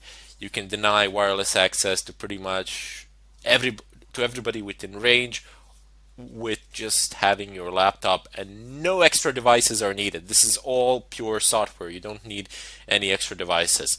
Of course, it is necessary that your network card supports monitor mode. There is a compatibility list on the net. I will show it to you in the follow-up tutorial, but for the time being, I just wanted to introduce you to the chapter and to see what we shall be doing. So before you, I would advise, you don't have to, of course, and you will be able to fully follow through the next tutorial without doing this, but I would just advise typing aircrack-ng on Google or your whatever your favorite search engine is, and type in Reaver. Just read the first post, read the first couple of sentences of the first post that comes by, and see if you can collect some information there. Then you can continue on watching the next video where I will show you how to install these things. I will show you how to install aircrack-ng on Windows, and I will attempt a Reaver as well, but sometimes Reaver tends to break on Windows and that can be problematic. But primarily I will show you how to install aircrack-ng. I'll show you how to use it there a bit. It's not that hard. There's a graphical interface practically. You can just click through it, no problems. However, I restate once again that you should have a Linux host machine which you can use, to which you have access, primarily because a lot of these tools are a lot faster on Linux machines. They work much better, they're faster, and quite frankly, they are easier to install. Plus, you get a higher degree of anonymity. Anyway, I bid you all farewell, and I'll see you in the follow-up tutorial. Hello everybody, and welcome to this tutorial. Today I will show you how you can install Aircrack and Reaver. So Aircrack is pretty simple. Just type in yum install aircrack-ng, and it's going to pick up the right version by default, so just go ahead and press enter. In Fedora, it runs through checks every time you call yum. You can pass a -c argument in order not to do that. It says package aircrack-ng is already installed and latest version. But if you might be prompted for a question along the way. If you want to skip that, just go ahead and type in -y. That's it. With this command that I am selecting at the moment, installation will fly through. You won't be prompted for any questions, and you will have aircrack-ng installed on your system without any problems. However, Reaver is quite a different story. Reaver cannot be found in Fedora's repositories, and therefore it has to be downloaded from the net. Now, there are lots of places to do this. I have chosen to download it from Google Code. That's basically the safest place from where you can download it. And let's just go ahead, open up my favorite browser, which is Firefox. You can open whatever you wish. Type in Reaver Google Code. Should pop up. Yep, this is it. There we go. Now we are on Google Code website where we have Reaver VPS. You have a description here, and you have a Pro version here. Basically, the difference between the Pro version and the one that we're getting for free is this graphical user interface, which, I mean, let's face it, if you're a pen tester, you or a white hat hacker, you're not going to be using that much of a GUI. I mean, pretty much not at all. Optimized pin sequencing, this just means that it's going to try pins in a certain order, which is more likely to succeed than the default one, according to someone, but not necessarily true. And integrated WEP cracking, and as I said, you don't really need WEP. You're not going to be able to find it these days pretty much anywhere. If you do, as I said before, those people don't deserve to have Wi-Fi. It's basically open Wi-Fi, regardless of what sort of a password you put in. Make sure you're not one of those people. I mean, fine, okay, somebody's gonna be able to connect to your network and all that, but it opens up a route for a lot worse activity, for something more malicious. Let's put it so. They'll be able to reroute your traffic and do stuff of a kind and sniff it. Not a good idea. Just switch to VPA or VPA2. Anyway, I'm gonna go ahead and click on downloads in the upper left corner, And there are different versions here that can be downloaded. I mean, there are bug fixes. There are no fundamental differences in the way that Reaver works in between these versions, but there are bug fixes definitely, and that is very nice. It is maintained. The package, there's support for it, and so on. So just go ahead and click on Reaver 1.4.tar.gz, and it says reaver.tar.gz here, file description, etc. This is a checksum. You can use this in order to verify is your file intact, but I'm not going to do that now. I'm just going to go ahead and download it. So once it is downloaded, you can go ahead and open up the folder in which it actually exists, and I have a lot of things here. Where is it? Where is it? Here we go. So it says I have different versions that I have downloaded from different sites, but if you find this package that I am selecting for you at the moment, it says Reaver 1.4 FC20. The letters are pretty small, and this is maximum that I can zoom it in. Uh, don't download it. It doesn't work that well at all. It tends to break, and the .rpm extension doesn't work quite as you would expect it to work. Just download it from Google Code and compile it from source. There's no reason why not to do it, especially when you have me showing you in detail how to do it. So just go ahead and double click on this file. You can extract it with a through a GUI method. It's far simpler. You can also extract it through the terminal, but I'm just going to go ahead and use GUI for this occasion. This is one of the advantages of Linux over Windows. By default, it will be able to unpack pretty much anything. Zip, tar, uh, WinRAR, whatever, it's going to be able to unpack it, no problems, which is fantastic. No extra installation needed. This is all installed by default. So let's just go ahead and click on extract. Now, where do I want it to extract? Let's say to desktop, because I'm going to delete it anyway, as I already do have it installed. So just go ahead and press OK. And right. No, give me desktop. Sorry for this. Okay, and yeah, I've just issued just told it to do it twice. Oh well, apply to all, overwrite. We're not gonna lose a lot of time there as the extraction process is relatively fast. Okay, so let's just go ahead, go back to our terminal, navigate over to desktop. Oops, desktop, and I imagine I have a lot of things there. Nope, it's not this one. Okay, so cd home chronic desktop, enter ls, and do I have it here? Yep, there we go. So clear, oops, clear. Let me just show you that I do in fact have it. Ll. It's much neater if I do it like this, and there we go. Reaver 1.4. Let's navigate over to that folder. Reaver 1.4, clear the screen, list the contents of the directory, go to docs first. Let's just go ahead and see what is there. And like, you might think that I am some sort of an expert or something of a kind, and that I just do these things out of my head. No. People create README files for a reason. They are there to be read because the developer has left specific instructions on how to do something. So let's just go ahead and cat it. Excellent. So the following are Reaver source files. So it has the description of what is located in each one of these files. So you have 802.11.c functions for reading, sending, and phrasing, 802.11 management frames. 802.11 is a standard, as I said before. But look at this. Look at this.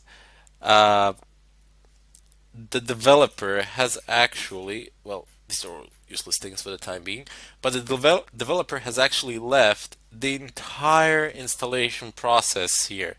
You have every single command that you need to run explained in detail, what it does and how you can type it in and execute it. This is wonderful, and that is why I say when you download something, when you unzip it, just go ahead and find the README file. It's there for a reason. People do tend to leave instructions there on how to do something, and they've most likely encountered the same problems that you might have encountered, so you can even see possible solutions. Anyway, you can check this inscription out, or not an inscription, but the text. River is only supported and only supported on Linux platforms. Requires libcap, this libsql SQLite3, and one more. Can't really pronounce this. And can be built and installed by running the following commands. So execute the configuration script, make install. That's it. And it even tells you how to actually uninstall it. So they're there for a reason. Anyway, ls, of course, you cannot run the configuration file from here. You need to reverse course and go to source from, src. Let's see what is in there. There we go. We have configure, and you can see by default here it's executable. If I just give you a longer listing, configure, there you go. It has an X permission here, here, and here. So the user has it, the group has it as well. Anyway, type in dot slash configure. So now it's checking for stuff. It has its dependencies without which it cannot function. Type in make. Up, there we go. It's running through. So I didn't do anything out of my head here. I just went on the web. I found the safest place I can find to download the code from, and I'm compiling it here as the creator, as the developer of the code instructed me to do it. And the instructions aren't that complicated, just 3 commands. And the final command is make install. Now it's going to give me a lot of errors here. Well, not errors, but warnings primarily, because I already have it installed. And see here it says RM.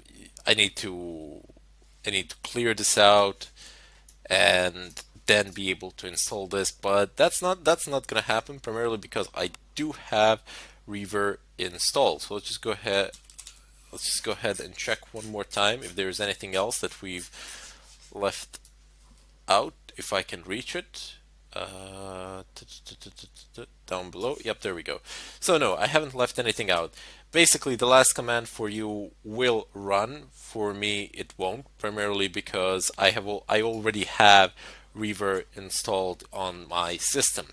If there are any problems, feel free to post it in the question section. I will be more than happy to help you out. Let's just go ahead and clear this out. Let's test it. Let's see. So type in Reaver -- help. Excellent. It is installed. It is functional. It is responsive to our commands. And here is the syntax for Reaver. This is the basic syntax. Of course, you can pass all of these arguments to it, and there are quite a lot of them. Basically, what you say is -I for network interface and -B for BSSID, or for the MAC address. Simpler put quite simply, for the MAC address, here you have it. This is just a sample MAC address that has been generically placed here. And of course, we have, even for Reaver, -VV for double verbose output, which is fantastic. Let's just go ahead and clear the screen. That was a way in which you could have installed Aircrack and Reaver in Linux. But just in case you are a Windows user, I'll show you how to do it in Windows. Until then, I bid you farewell. Hello everybody, and welcome to this tutorial. Today I will show you how you can actually crack a Wi-Fi. Today we will actually get into it, now that all the prep work is done, now that we have all the tools installed and our system set up. The first thing that we will need to do is set our network wireless card into monitor mode. Type in ifconfig, press enter, and this option will display all the network interfaces that are available. My wireless interface is called VLP2S0. A bit of a strange name, I know, but Fedora has a custom for giving strange names. Like my wired connection is called P8P1, which is kind of weird, but okay, never mind. Just see which one's your is and how is it called and adapt accordingly. Anyway, I'm going to use VLP2S0. In order for me to configure it to function in monitor mode, there are two ways. So the first one is what I usually use to set it in monitor mode, and the second one is what I usually use to actually check if there are any problems of whatsoever. So go ahead and type in ifconfig again, VLP2S0, which is the name of my wireless network, which is the name of my wireless network card, and type in down. Let's shut our wireless card down completely. Let's turn it off. And now we can do some modifications to it. Type in iv config VLP2S0 mode monitor. Again, if config VLP2S0 up, and now our network card is configured to function in monitor mode. While on the other hand, while before this it was functioning in the promiscuous mode. There are several names for it, but promiscuous mode is the most common. And the difference between the two operating modes is that one mode and there you go, I have my wireless connection deactivated in the upper right corner. The difference between the two modes is that in one mode, wireless cards or general network cards, are configured to accept all packages regardless whether they are meant for them or not, and in promiscuous mode they will only accept packages that are meant specifically for them. Now I'm going to go ahead and clear the screen, and I will finally start using some of the software packages that come with AirCrack. I have a list of commands here for you which we will use today on my right side, and we're going to use a few other ones, but these are the basic ones. These are the ones that you absolutely need to know. So let me just go ahead and type in airmon-ng check VLP2S0. I want to see if there are any possible processes that could cause problems, that could cause interference, and I see that there are quite a bit of them. Now, one of the first things that you need to kill is the network manager, or you should, because even though it doesn't actually directly interfere with the functioning, it does spawn some other processes that might interfere, like your active internet connection here, the DH client. Especially if your network manager is configured to automatically connect to a certain network or to a wired network that you've plugged into your computer. So let's just go ahead and kill. I'm not going to take any chances today. I'm going to go ahead and kill the network manager, and then I will start killing the rest. So let's repeat the airmon-ng check. Excellent. Now I have a few more of these. Next one to kill. You do need to kill them in a certain order though, because they tend to spawn each other, and you kill a process, but you do a check once more, and you realize it's still up and running. Even though you've killed it as root, it will kill it, but it will restart it as well. Let's just go ahead and kill the DH client as well in order to prevent any interference. And the rest of killing can be done in any way you like. So let's just go ahead and kill 1556, 1556, 1215, and 1216. And 16. Excellent. Let's do a check one more time. Oops, some of them are still up. This is what I meant. It is highly annoying. So 1556. Let's see, will this work? Awahi demons are the only ones running. Apparently I have to kill the VPA supplicant first, and then I can kill these. And it can be frustrating, primarily because you can't kill them all at once. You gotta type in commands time and time again. Excellent, no such process running. There we go. Let me just go ahead and clear the screen and always perform an extra check. You see, nothing has popped, nothing should present any problems now. Let me just go ahead and clear the screen. The next thing that we want to do is perform a scan of our environment here to see what sort of connection, what sort of networks do we have, and who is connected to which network. Now, this you cannot see with Network Manager. With Network Manager, you can only see active wireless, visible wireless hotspot, visible wireless access points around you. While on the other hand, with AirCrack, with one of the tools that comes with AirCrack, you can actually see not only access points, wireless access points around you, but you can also see who is connected to them, which is a very nice feature. So let's just go ahead and type in the first command from my selected list here. It's aerodump-ng vlp2s0. vlp2s0 is our interface. So airmon-ng, oops, -ng vlp2s0, press enter. Oh yeah, not airmon, sorry. Aerodump. Aerodump-ng vlp2s0. Sorry for a bit of inconvenience with my talking and writing. Never was good at that. But you can see here, these are all the wireless access points. This one is mine. It's called something. That is the I've created it specifically for this purpose, for this tutorial. It has a good password, strong password, and we are going to be cracking it today. Keep in mind that the signal strength, you see, okay, let me just cancel the scanning process now, and I just want to explain a few things that you can see here during the scanning process itself. So the BSSID is the MAC address of the device, which is a wireless access point. Oops, let's just move this out of the way. Excellent. So the BSSID is the MAC address of that router, of that wireless access point. The PWR is the strength of the signal. So the smaller this minus is, so let's say minus 30, minus 15 is a lot better than minus 30. Let's put it so. Minus 57, you're going to have, it's not going to be the best of connections. Minus 78 or minus 84, yeah, you might be able to connect to them, but this is not going to be a good connection at all.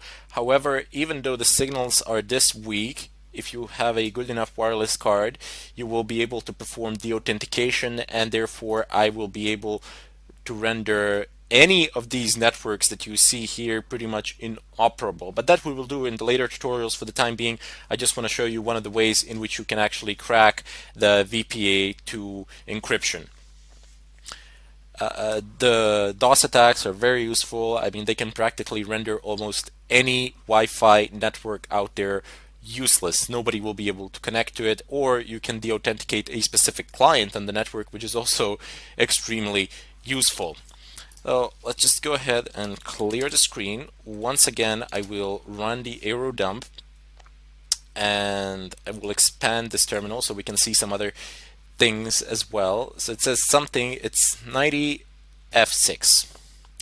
I am looking for something to be associated with 90F6, and that is what I shall use in order to actually de-authenticate, because we are looking for a four-way handshake.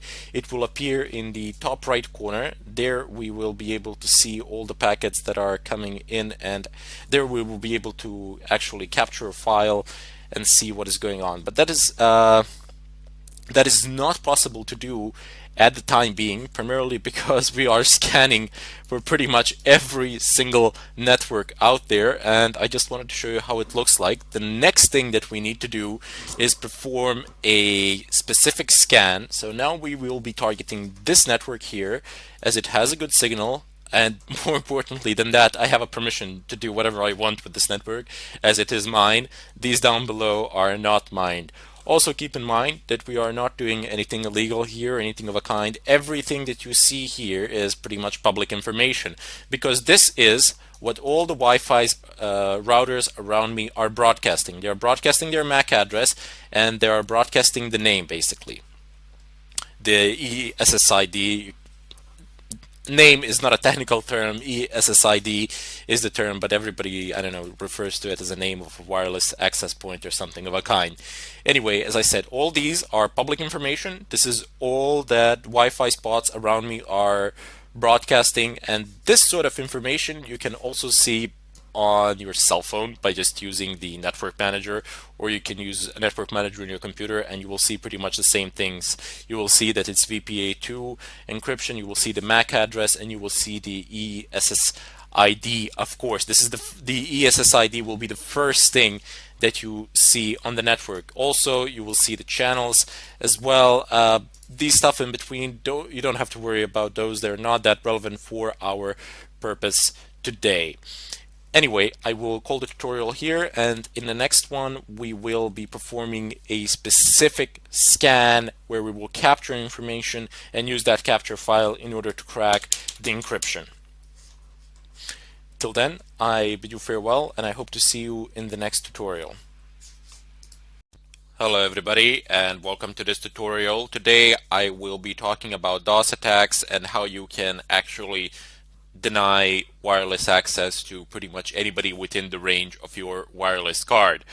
Now, your current range of your wireless card is not your permanent range, or probably it's not your maximum range, because you can boost the signal as well.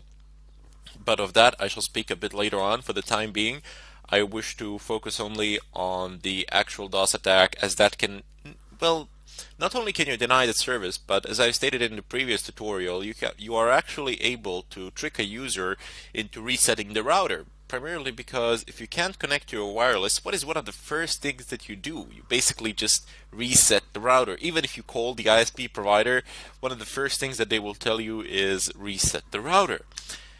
And these sort of attacks, they don't, unless they are going over an extended period of time or something like that, they don't raise a lot of suspicion.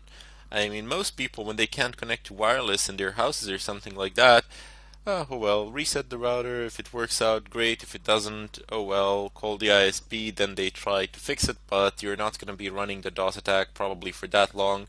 Your idea is to force a reset. However, you can run actually permanent DOS attacks and in such a way deny service to a certain user or company or something of a kind. There is no known way to actually stop this. There are, as I've stated in previous tutorials as well, you can use some paint or that doesn't allow signals to pass through, or you can use some tinfoil or something like that on the walls, but you are effectively limiting what you can do with your own wireless in such a way, and that's not really the best of solutions.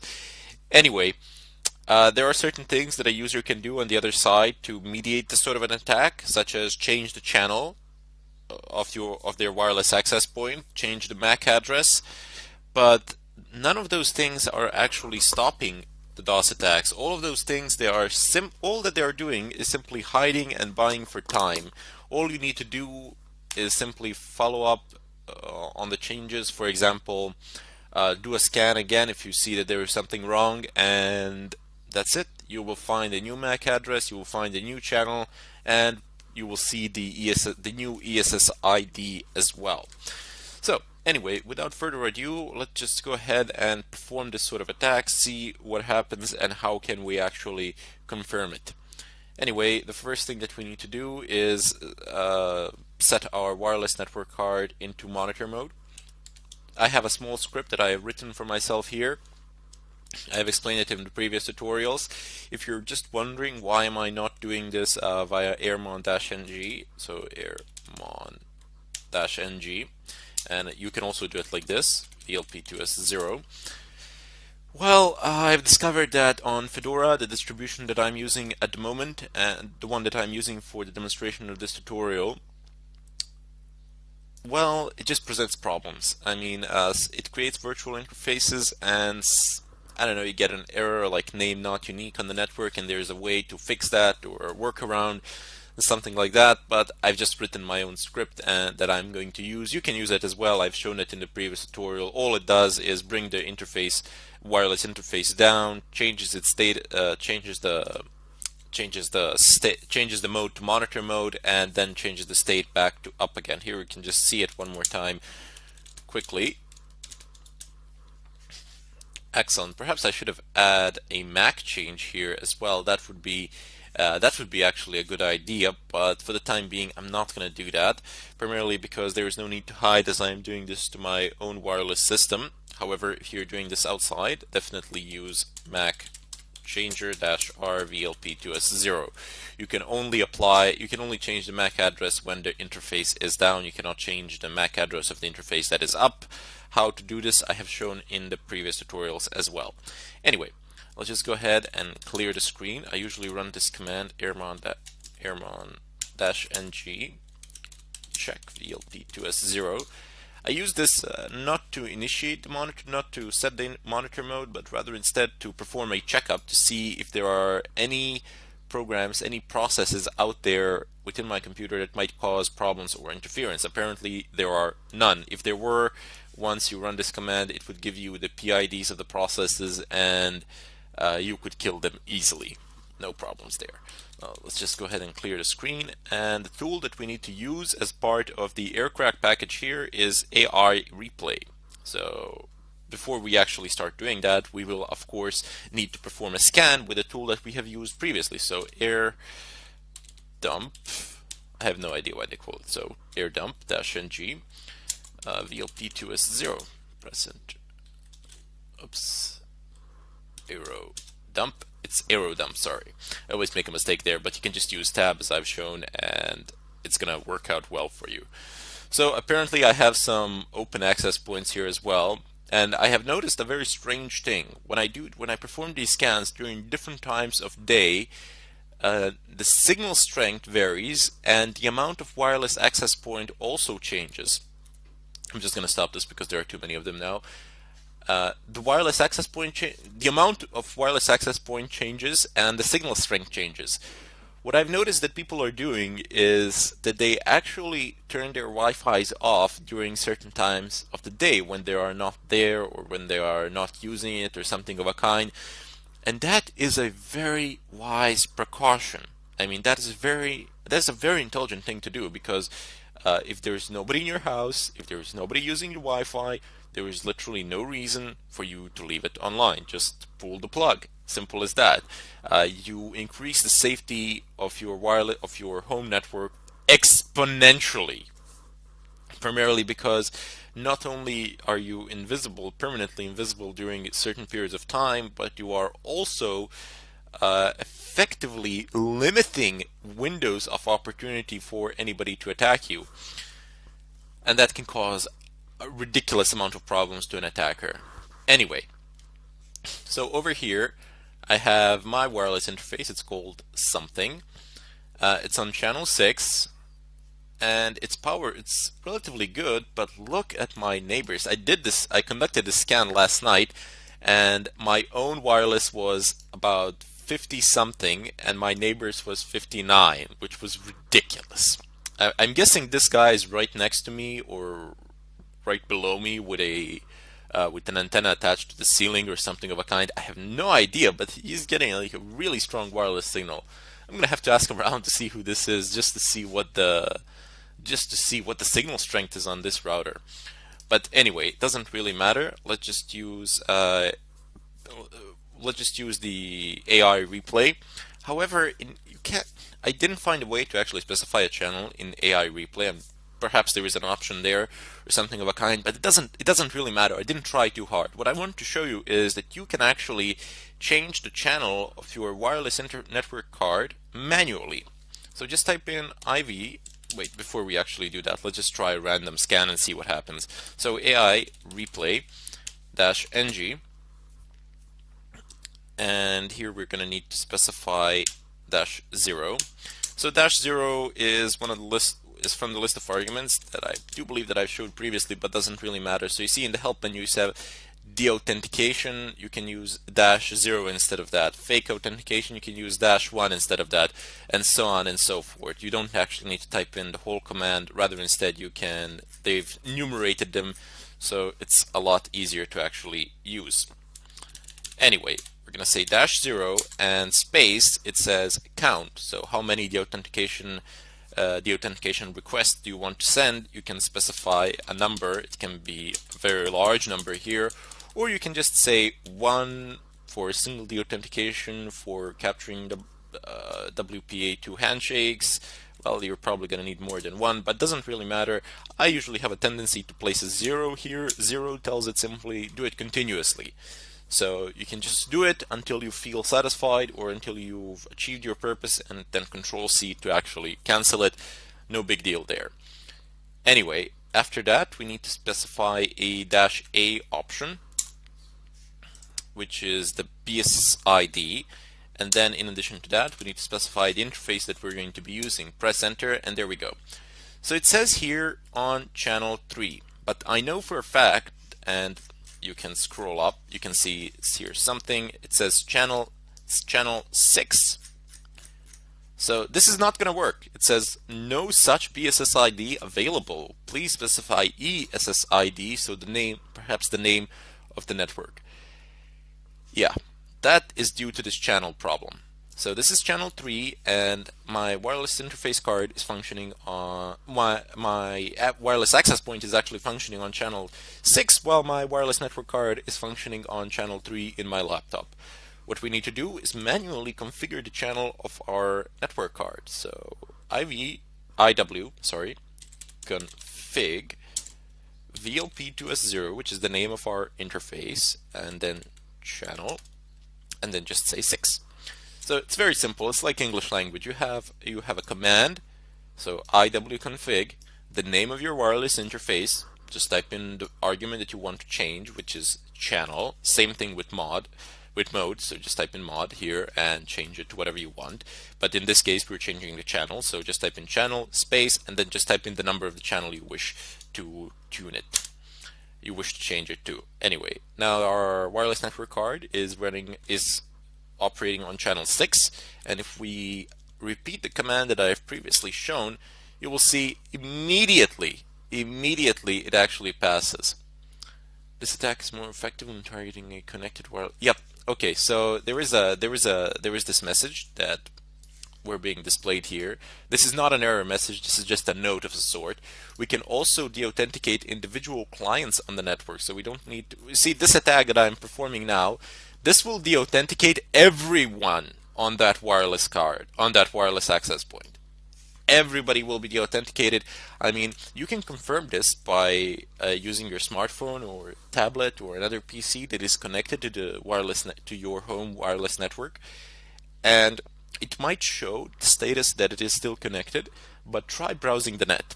Try opening up a website or something of a kind. You will not be able to do it, like not in a million years. Also, there are some MAC filtering options that routers tend to impose, but doesn't matter. I've shown you how you can change a MAC address, and you can also set a script which will rotate your MAC addresses periodically, so that can be a nightmare.